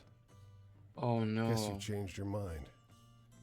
If you still want to marry me, I'm going north. I love you. Oh. The rider did not make it far. Some 200 yards across the track is a body on its back. It stinks. Marks in the dirt indicate someone tried to move it. Its arms are folded over its chest. A once white handkerchief has been used to cover the man's face. The clothes at the front are bloody and torn where they've been pecked by birds. There's no obvious wound that hasn't been inflicted after death. When you roll it over with your foot, the killing blow is obvious. A shotgun blast to the back. Jesus It's Christ. short range. All right. Where do you go now? Okay, so let's go to the city and then all the way back north to Texas. Well, I mean, this is still Texas, but so yeah. So this is in San Antonio, and then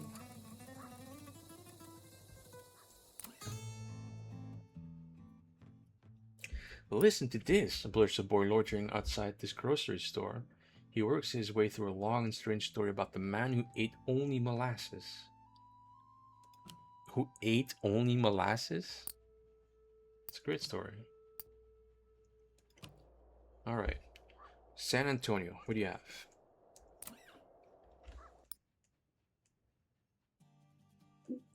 So it's humid here and absolutely sweltering. Men lounge in the shade and pluck their sweat-soaked shirts off their sticky chests. You wander down a wide modern street as the cars go roaring by. Little remains of the Alamo. Just a chapel and some barracks. The inside of the chapel seems off. Like a space that is both ruin and restored relic. Unsure if it should crumble or sparkle. Okay. The rumbling of cars outside is undeterred by the shaky adobe walls. You come across a well, a squat square made of stone, hidden beneath a large, crooked oak tree. And on it sits a dejected man, eyes downcast, face hidden by a broad-brimmed hat, and clothes so thickly coated with dust that you can't make out their style or color. Okay. He looks up at you, and you get a better look at his face. Sun-beaten, several days unshaven, and body. Though he smells strongly of black powder, a single sharp hole punctures his torso. From there, blood oozes down, and smoke wafts up. Try to help? No. It's too late for me. He bats your hand away. His is clammy and cold, even in the hot, dry air. It's a long time before he musters the strength to say anything more. I marched out here following some rich man from New Orleans. Okay, how did that work out for you? No. For what? He makes a hollow noise like he's trying to laugh, but has forgotten how. For this, a heavily worn boot scratches a line in the dusty ground. For land, for the dirt of this place, I was promised. But instead of speaking, he just slumps forward, bent like a reed. We've seen a lot of death in this episode. All right. So we will go north, east. That's where we're going to go. This is yeah.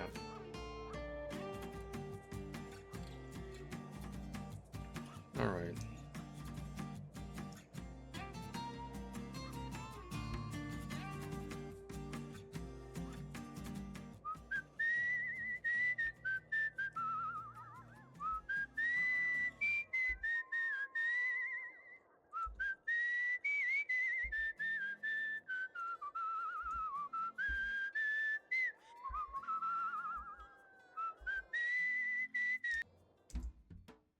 Yeah, and you still need to go a little bit more right here.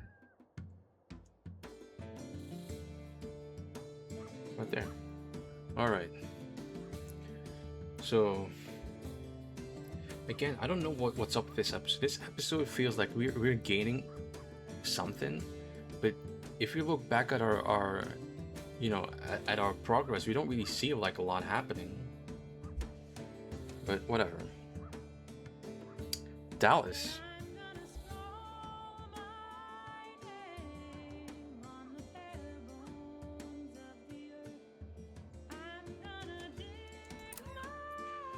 Some students have paused their long walk home to rest on the bank of this clear, shallow pond. Above them, a plane makes low and hazy loop-de-loops. They gaze into the water. Okay. A young man points at a girl who stands alone on the shore. Her dad's in the plane. He murmurs. We stop here every day to see him. He Okay. points into the pond, and you realize that the plane is flying under the water. Hmm. The image in the clouds is its reflection. I think some witchcraft is going The on. girl drops to her knees and stretches her hands into the pond. And when her father roars around the loop of the shore, his engines splash mud all over her clothes. Papa! She sobs and lunges for the water. Help her into the water?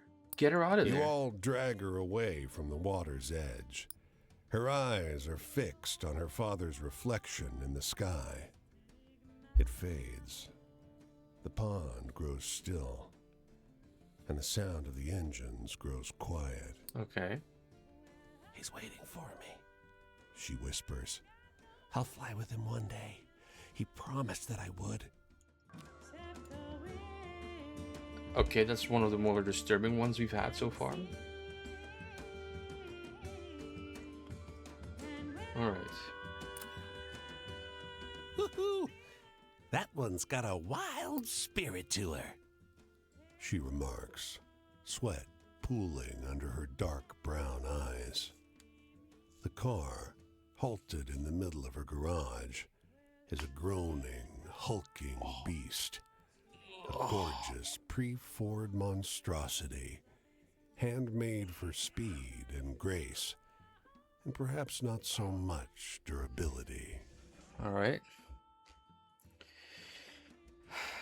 So, the car, huh? A ghost, a white, a soul, whatever you want to call it. Of course cars have them. She sighs.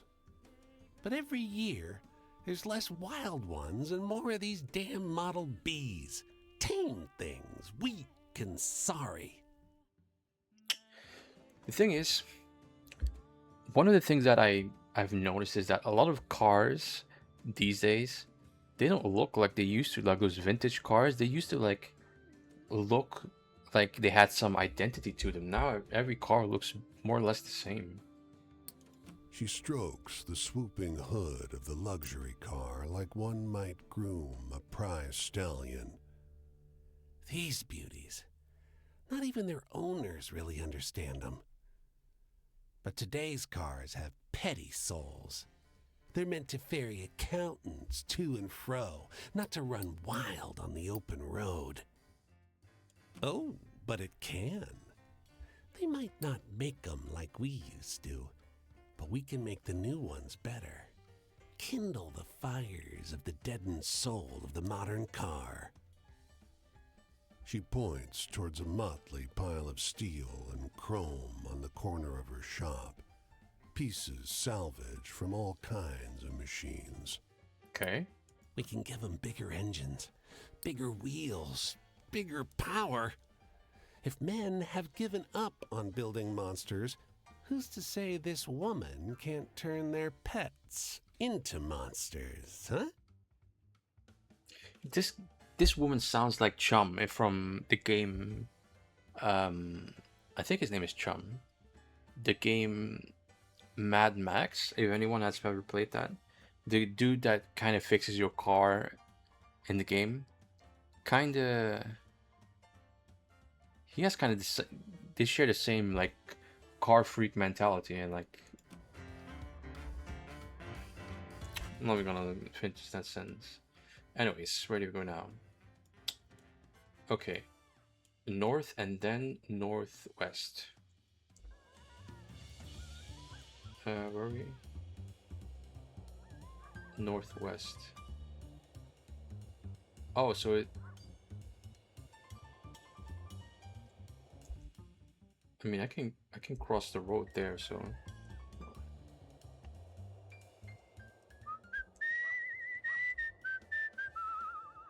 Alright.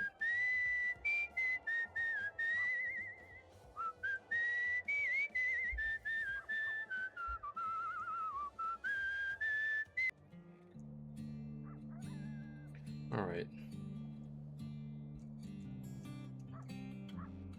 Is this not... hold on. Oh, it's over there. Yeah, I kind of missed that one. The Red River.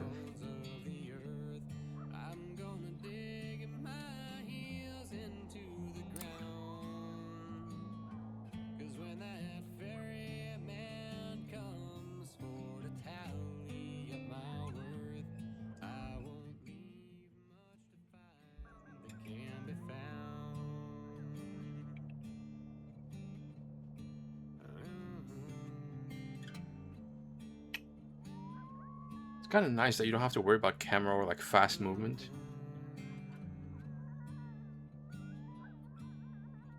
What is this background noise? Those animals screeching? Alright. What do you have here? The girl looks at you with suspicion. The scrawny chicken just looks at you. Did Mama send you? She wants to take Jacqueline, but I won't let her. Trust me, I don't want your chicken. She bobs the chicken.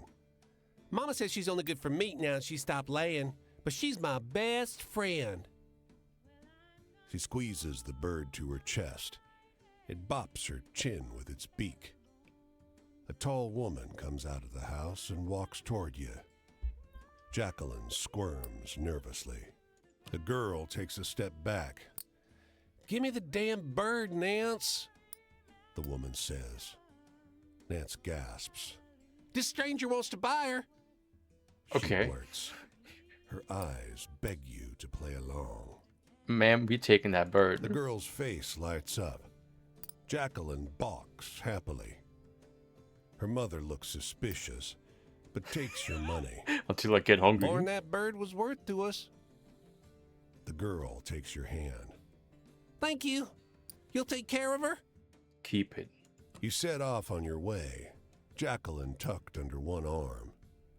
She grows increasingly restless the further you venture.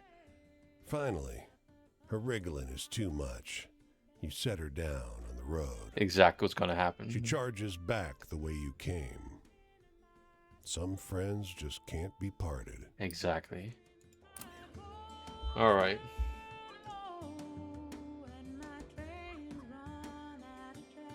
The thing is, some options I wish it was explained a little bit more, because like some of these options you can take it like either way, you know what I mean? This farmer knows you're walking by. Listen, he says, you look worn thin. If you want to rest up a spell, you can sleep in the hay and help me with the chores when you awake. It seems a good honest offer, and the hay looks inviting. Alright. That's it? Okay, so now we're going to go a bit more north, I guess.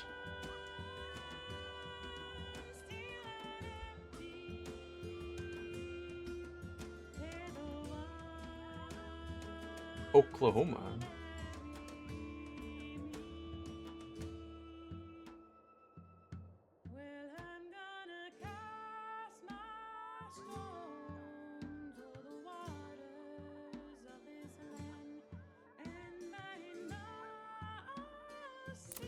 All right. The cookhouse is in disarray. Dirty plates and scorched pots scattered outside the tent. A young woman frantically scrubs, muttering. She blanches in panic as you approach, but Okay. forces a smile. Let's be polite. She shakes off the suds. Her hands and arms are marked with knife nicks and narrow burns. Don't mind the mess. You look hungry. Take a seat. I'll work you up a little something. You didn't have to do all that, but I appreciate it As you nonetheless. sit, her fire-tanned face cracks into a smile of relief. She steps into the tent, and there's the discordant clanking and hissing of a cook at work. She emerges with a plate, a blackened sludge of beans and sweaty gray meat. Oh, Eat. you know what? Choke it down. She watches intently as you force down the first mouthful. Suddenly, her eyes widen. I forgot your drink. Let me... But the fire flares inside the tent. No! She gasps, staggering inside. The fire blazes again, and the woman screams. Okay, The we need heat stings as you enter. The tent's a jumble of empty cans, and there's the stink of rotting vegetables and burning meat. Your host is gone. A dark shape squats at the heart of the cook fire. It's time to leave. Yeah, ASAP. Okay. Let's go do this, and then whatever's left in Oklahoma City. All right. What do you have? Outside this lonely farmhouse, a pair of children, no older than 6 or 7, are waiting in a cart. One is holding the reins with an easy confidence, as if the cart is his. Okay. The other stares at you with a quiet suspicion. Where are your parents, you ask? The driver simply guffaws. Not here, thank goodness, he says. Okay. Just then, a third child, carrying a leather doctor's bag, opens the farmhouse door, climbs into the back of the cart. He can't be more than 6 years old. What are you guys doing? The driver just shakes his head. His plump little hands give the reins a quick flick, and the horse trots down the road. As the cart rolls off, you notice that the kid with the doctor's bag has left the door open. Why we go inside? A humble parlor. In the armchair under the window is a girl no older than 5, left all alone.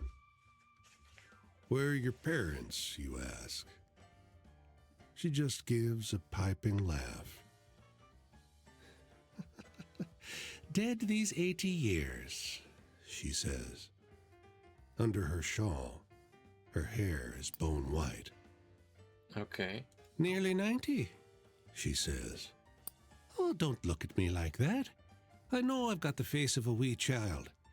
So does Dr. Simons and his brothers. You'll find an awful lot of houses around here where folk are younger than our years. Why? You heard of changeling children? In the old country, people feared us, but mostly they feared our masters. She laughs, low and weird. We rose up in the hollows under the hills, killed our masters, then fended for ourselves. We made the choice everyone else did. America. You killed some elves? Don't call them that. Her eyes flash. They were tyrants.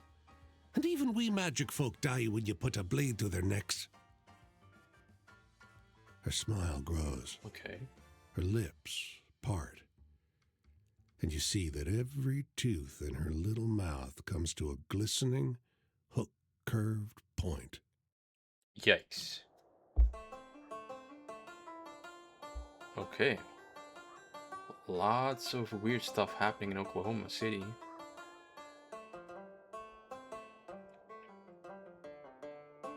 I love this. Love seeing those back to the Indian time. Blessed lighthouse sanctuary, the souls in love could find respite, and this one, you know, it's a story of the two. Yeah, okay. See, that's so far away from where we actually heard the story. It's a love story, right? Okay, so now that's open. What do you have here? Please don't be another dead guy in a silo. Workers cluster outside a dilapidated church. A heavy-set man sings a work song as he swings his sledgehammer down on a broken retaining wall. His voice builds a rumbling harmony with the splintering stone. A burly man rests calloused hands on his idle jackhammer, rapt. Listen to the The song. melody is funereal, Oh, but the words are ecstatic. He sings of the sun breaking through clouds, of cold water drunk straight from a running creek, of a woman in white at the door of the church, his rising joy as he turns to face her. By the end, even the foreman is smiling. all right. See, I like that. The singing workman. We're going to develop this story. Let me even put that on. Where is it? Okay. What was it?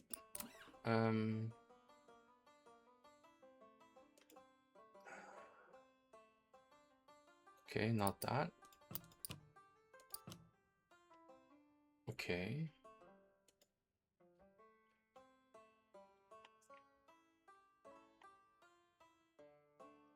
So there's something here, but I don't know what that is. Okay, like, has to be hopeful, right?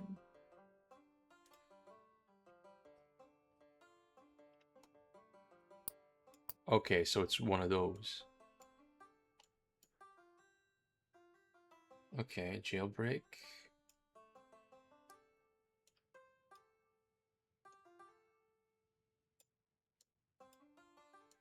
Okay, so let's put this one here because I don't like the jailbreak story. Right here. The cops arming. Okay, so let's see this. 3 bottles. Okay, we gotta change that. All the beautiful butterflies. Ooh, I kind of like that though. So there is the beautiful butterfly. You know what? Let's do the beautiful butterflies. I like that one. Let's see. The farmer,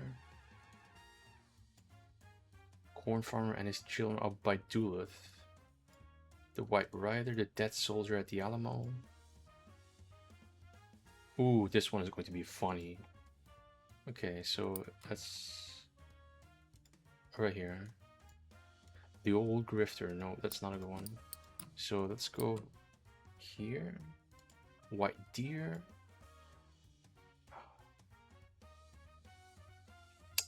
You know what? Let's keep it like that.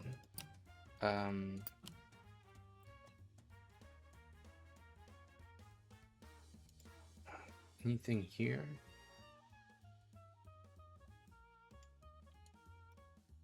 This could be really good. Okay.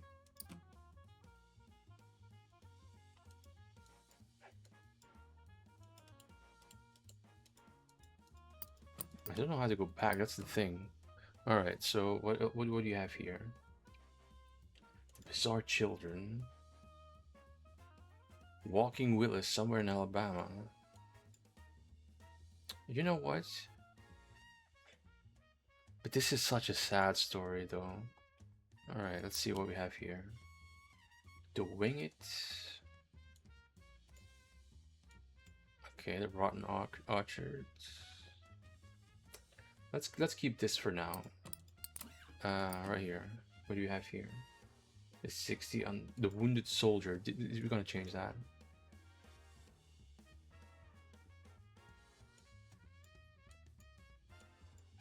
Okay, right there. That's a good one. The cops taking up arms. Yeah, okay, fine. The last one. The silent twins.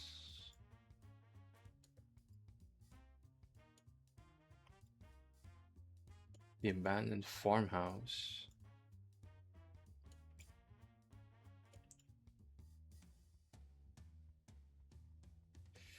This could be a really embellished story, so I'm gonna put that one there. Okay, so we just need 100 more stories, and then we actually have all the stories. That's crazy.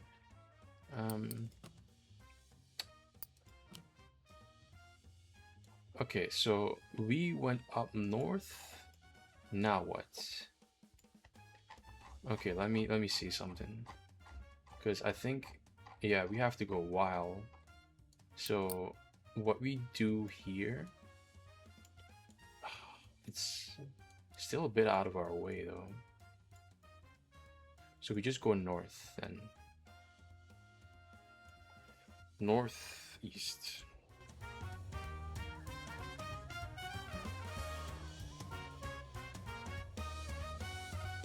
I don't see where we can.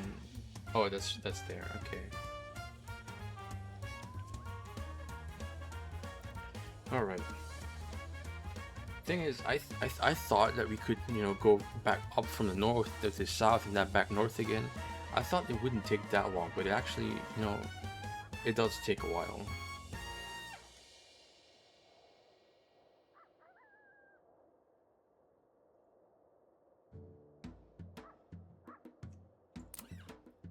All right, so north.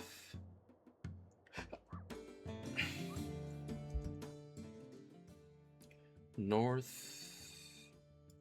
Straight north.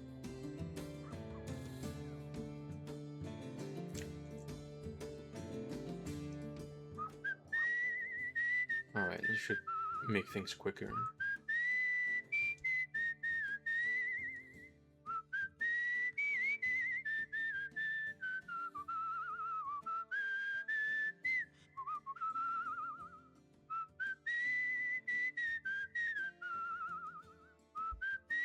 I'm not seeing anything on the way, so we're just going to make sure that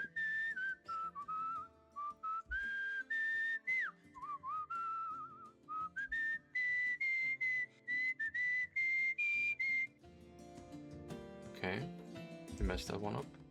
So how far we have left? Okay, a bit more. Okay, I think I'm slowly starting to see where we need to be.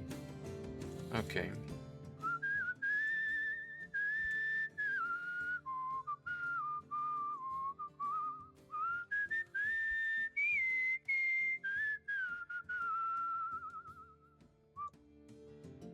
It's fine. All right, not sure how much we have actually accomplished, but I feel like our stories are you know, developing. Omaha. All right. Let's. I want to see what this one is, because I do want to like develop these stories. This bar is crowded with people from every walk of life, businessmen, young men in muddy overalls, and a crowd of girls in slinky dresses preparing their blood alcohol content for a night on the town. But it's the squat, sharp-eyed man in the fedora who catches your attention. Alright. He launches into a wild story about the woman communing with wood spirits. Halfway he stops. Oh, it's about the woman praying in the woods. Alright, I like this one. Alright. Communing with the wood spirits. I like that. It's positive. I think it's going to keep being positive. I just hope it The doesn't turn woman into like, hauls oh, a bin of witches in the clothes over wood. to a vat of gray water. She's sluggish. Moving seems to take great effort. She plunges a shirt into Again the with the vat, scary stuff. begins working it over a washboard. My back, swear to God. Oh, hold on. Oh, oh, Jesus Christ. I thought this was supposed to help, but okay. Despite her slow movements, there's an inexorable intensity to the way she works. But her eyes are bloodshot and glazed, her lips cracked and split. She can't have slept or washed in days. She collects the next bin, moving with the shuffle of a sleepwalker. Okay, who's making her wash? You enter the nearby shack. A man's inside, sorting through a jumbled bag of dirty clothes. You hear about Celia? I know how it looks, but she's fine, really. Since her daughter vanished, all she's been able to do is work. He jabs a finger at you. This isn't your business. Others have tried to help, but it's no good. All she wants to do is work. She gets agitated when she's disturbed. I make sure she doesn't work herself to death. I'm all she has. Man, He shows you the door. absolutely not. That's terrible. You should be ashamed of yourself. Absolutely The old not. man's shoulders slant under the bright-colored bird. Maybe that's why he stands with a cane. Man and bird watch your approach with interest. Okay. "Howdy, stranger," says the man. Howdy, stranger. Croaks the bird. Okay. The man shifts his shoulder, bobbing up the bird. "Rosalie here tells fortunes." There's pride in his voice. Ain't no other like her. "Care to hear yours? Just a single coin." He leans on his cane and extends a well-worn palm. You know what? Let's roll the dice. Your coin disappears into the man's jacket. He jingles one pocket, then scratches Rosalie at the back of her bill. She rasps. The greatest burdens on your road are the ones you choose to carry. What?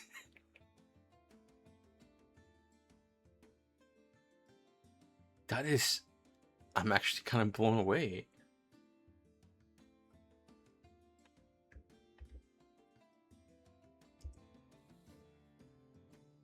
That is an amazing quote. I can't believe I'm saying this. The man cracks a smile. Make of it what you will. I like to think it means our lives get easier when we forgive ourselves. She's a smart bird, is Rosalie. The man tips his hat. Good luck on your way.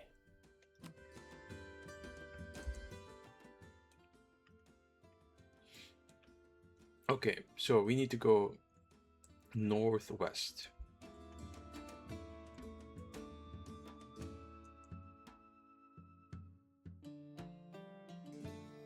Okay.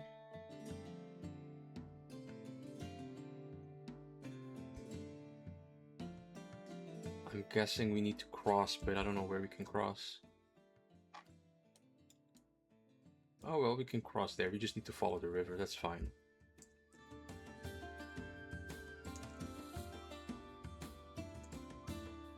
Alright. The greatest burden on the road is the ones we choose to carry. That's a sick line. I need to remember that one.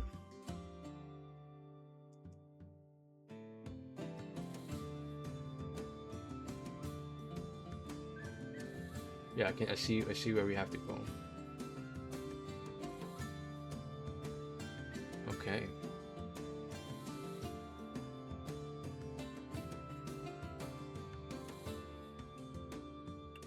Okay, so that takes... Oh, I see something. We're going to see what this is all about. Maybe we can like sleep or get some money here.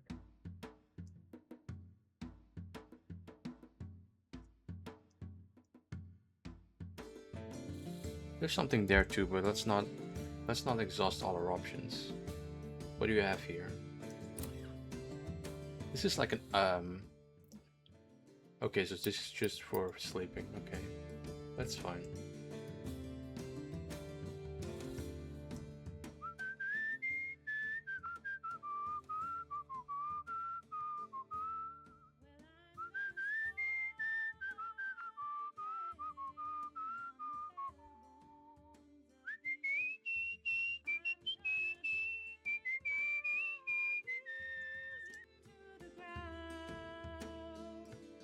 Pierre. Oh, is this like the same as Pierre?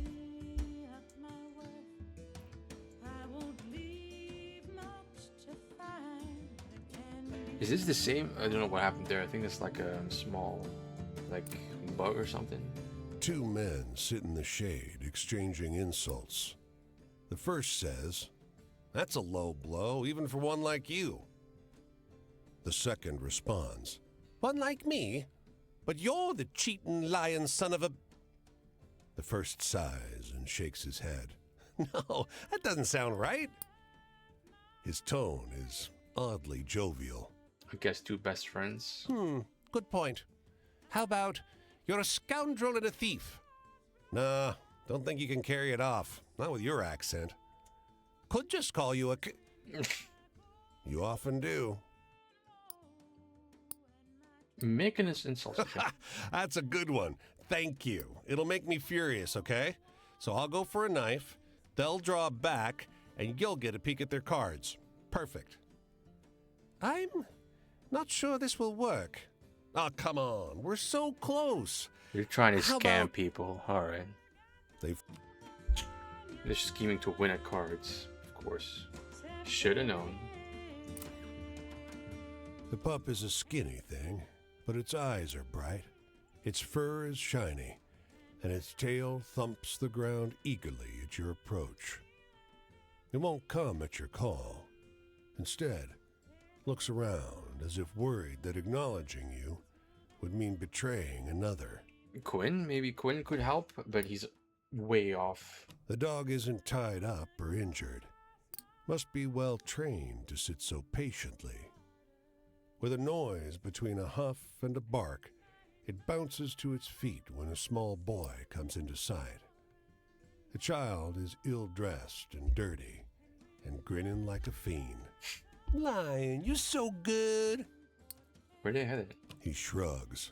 Don't know, really. Wherever our feet take us. He scratches Lion's chin. The dog quivers with pleasure. Lion's a circus dog. I was thinking about finding him a town, trying to earn money showing his tricks, but I don't think he'd be happy. The boy inflates with pride. All right, he won't get shy as there's just us. He turns to Lion and looks deep into the dog's eyes. Lion, please will you find me a hat? So he's really good at fetch? Lion can fetch anything. He understands lots of words. The boy shrugs. Mainly he fetches stuff I can sell. It's a living. We never take anything important. His expression is guilty, but not repentant. I mean, as long as it's... What else can he do? Like... The boy grins. Barking announces the return of Lion. He's got a fedora on his head. It's tilted rakishly. The dog scampers to its owner, who transfers the hat from Lion's head to his own. Isn't he good? We'll get by. There's nothing we can't do together. Alright. Just be safe. Oh, so this is the town of Pierre. Is this like the same as like Pierre Part? Because like I used to watch this show called Swamp People, and that was an amazing show. It has like 16 seasons or something. I think I meant season 14. So, I mean, shows how much of a life I have, right? But yeah, I mean, I love Swamp People. Swamp People is a great show. All right, Devil of Leeds. Okay, the Winged Goat. All right. The thing is, in Belgium, there is like this story about this dog slash goat demon in like one of the rivers near my hometown. Pretty wild story. Okay, so what we do is we go to North Dakota.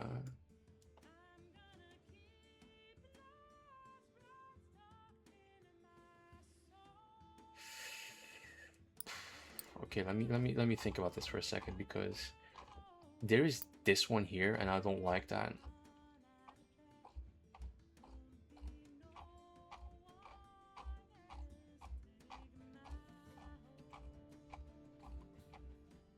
Oh.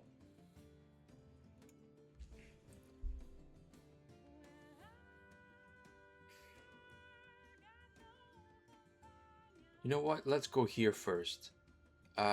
Northwest and then back. It's fine. Northwest.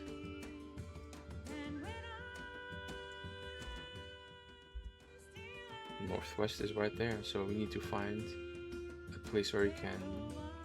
Wait.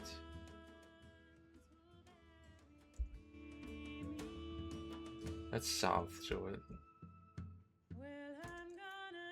Can I just... Okay. And then if I just move right here...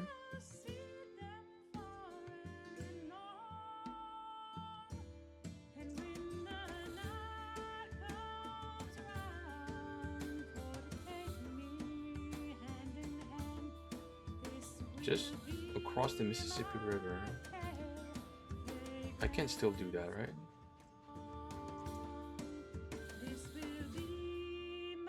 Alright.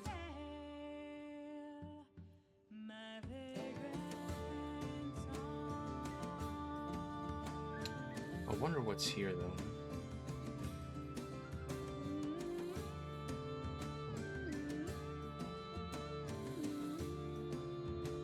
But I can cross there as well. There are a lot of crossings here, so... Bismarck. Never heard of it. Okay, let's cross here.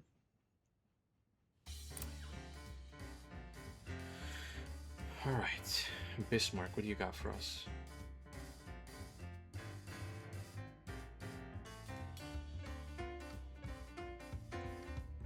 Is that a tentacle?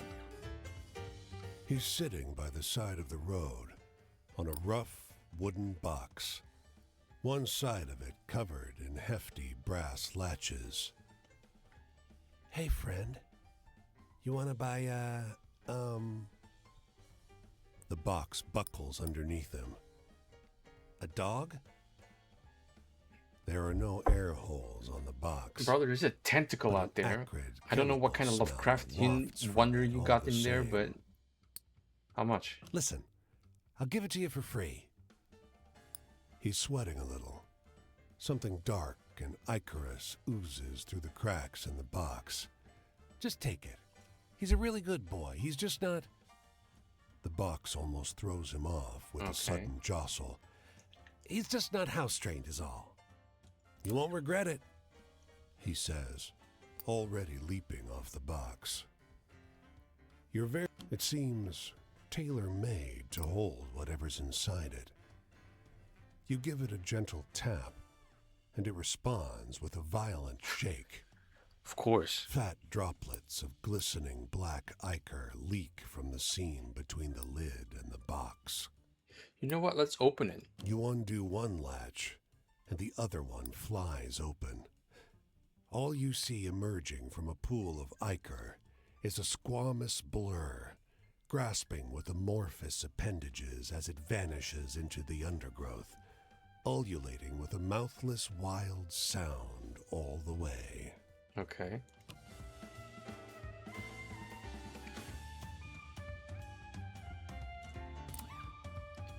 The racetrack lawn Oh, is a sea here we of go. hats. Boaters, bowlers, berets, and cloches. Nearby, some gentlemen mumble to each other. That she-demon Petunia. She wins another race. I'm out of house and home.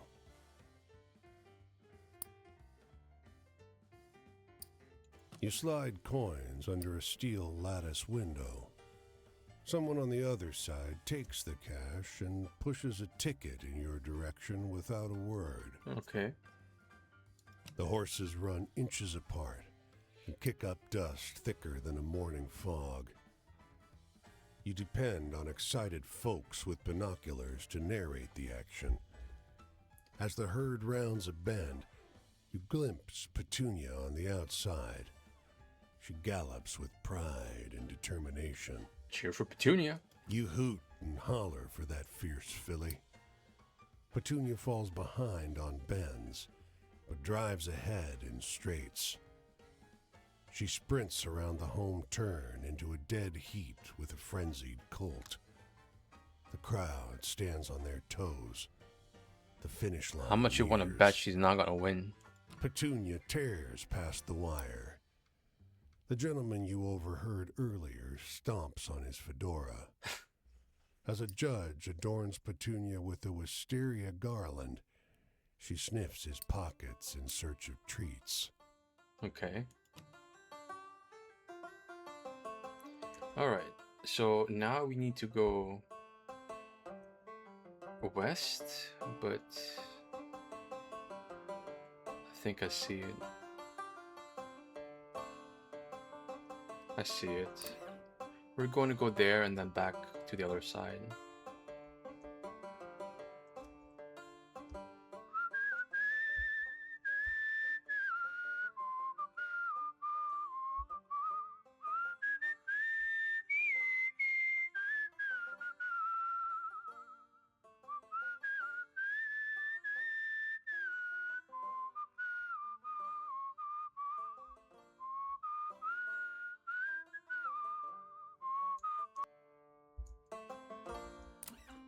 Alright, what do you have here? As you approach the farmhouse, a flock of crows lands in the field ahead. A wave of anguish washes over you, and when the world snaps back into focus, a man stands amongst the crows. Okay. Death has come to this place, he says. Another one of those, huh? Who are you? I am here for the deceased. As he speaks, two crows fly out from the farmhouse towards him, each carrying a large rectangle of colorful cloth. 4 boys came out here to have some last peace. Who died? The 2 boys who lived there, lovers who lived as they died. Too young, with the world turned away from them. Finally taken by the illnesses they could not fight. He takes a cloth from the birds, panels like tapestries, names stitched into them. Did we actually meet death? He holds them up. Their names, the stories of their lives told by those who loved them, to be added to the quilt of all the others. Thousands, to remember the tragedy, the terror, the grief. The entire generation we lost. To a better future. The man nods. Only by knowing our history, our stories, and why they were allowed to happen, can we strive forward to a better tomorrow. Okay.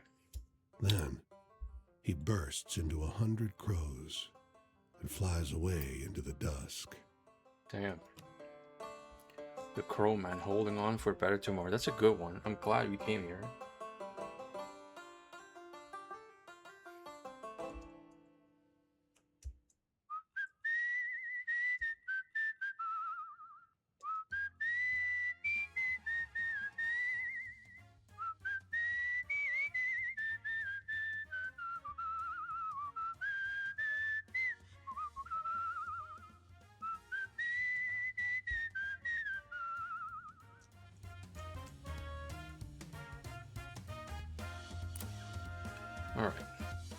now we go back north and we're going to see what's up here. Right? Yeah. Wait. Did we miss something?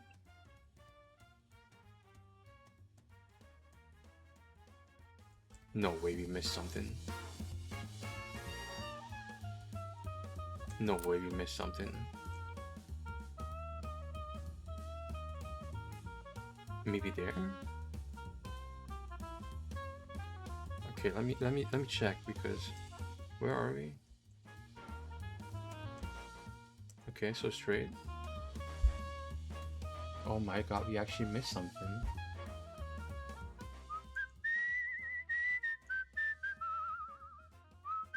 I can't believe this.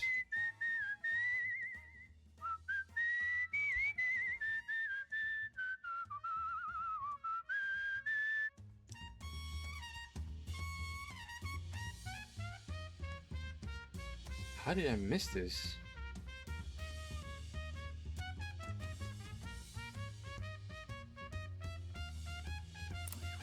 Alright. You! She snaps. Whoa. Level with me now. Would you walk 10 miles every day with heavy bags under your arms and a silly box on your head for some bent, double-crossing, hopped-up, out-of-shape man?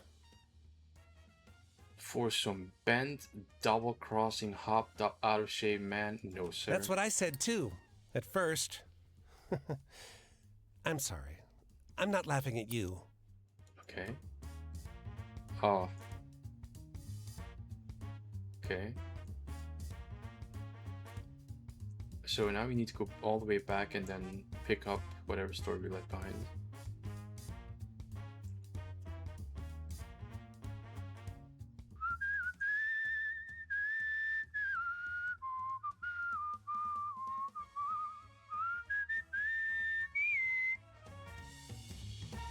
Alright, so now we go there, and then we'll take a look at the map and see what we can do.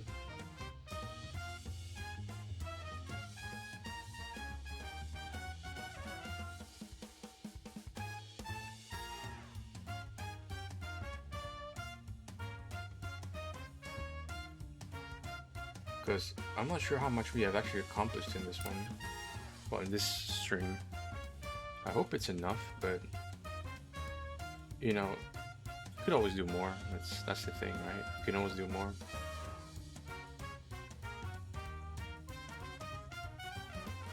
Alright. Please be a hopeful story. The old man sits on an upturned bucket, looking out over the tracks. His hands tremble and his head shakes, but he is smiling. The growing dark and the efforts of a young station hand to send him home do nothing to deter him. The old man waves the boy away. Move closer. That's it. You've nothing to fear. The old man winks.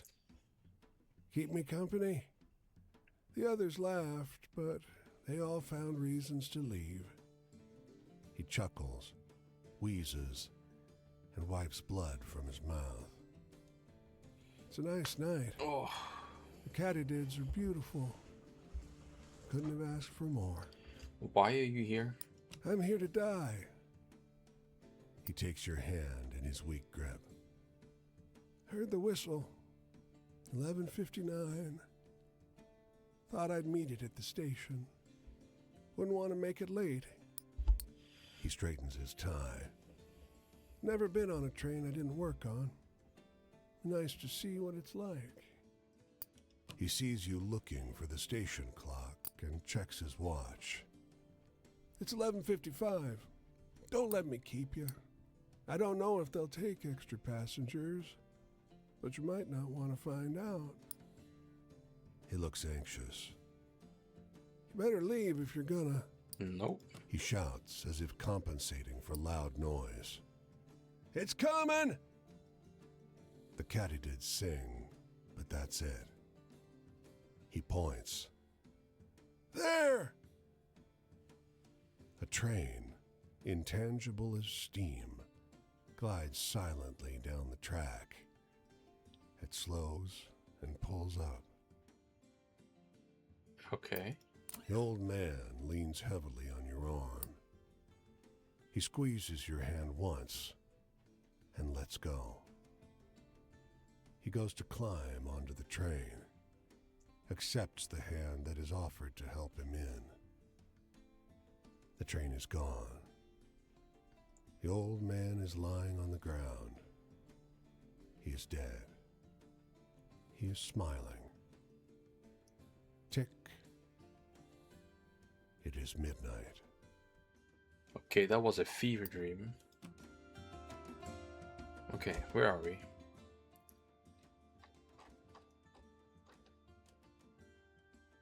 Okay. Hold on.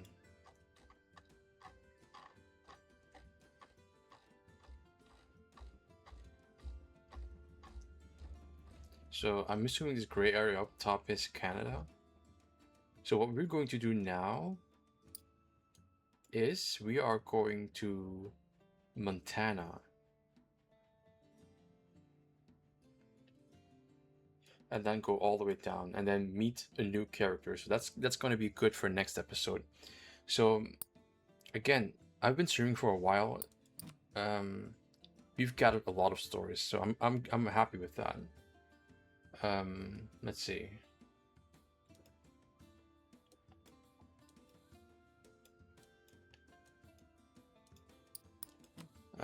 Yeah, this is a lot of stories. I kind of want to make sure that we have some more developed stories before we do anything else. But yeah, this was a really weird way to end because first you went then here and then there and then there and then back again. I don't know. So next time what we're going to do is we're going to start off here, maybe even do a little bit of that, but I don't think so. We're going to basically do this and then work our way down and meet a new character in Colorado. From there we'll probably go, we're probably going to keep going down south, and in order to basically keep meeting three new characters, that would be kind of great. So we would end in whatever city this is in New Mexico, and then we'll see what we can do.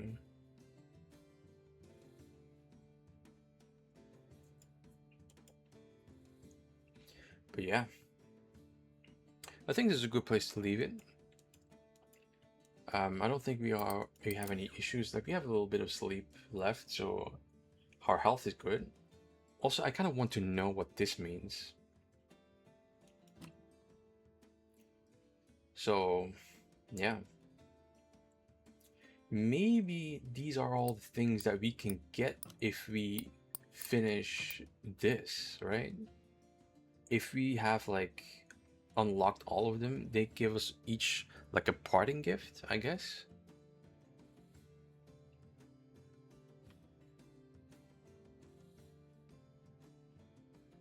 Alright.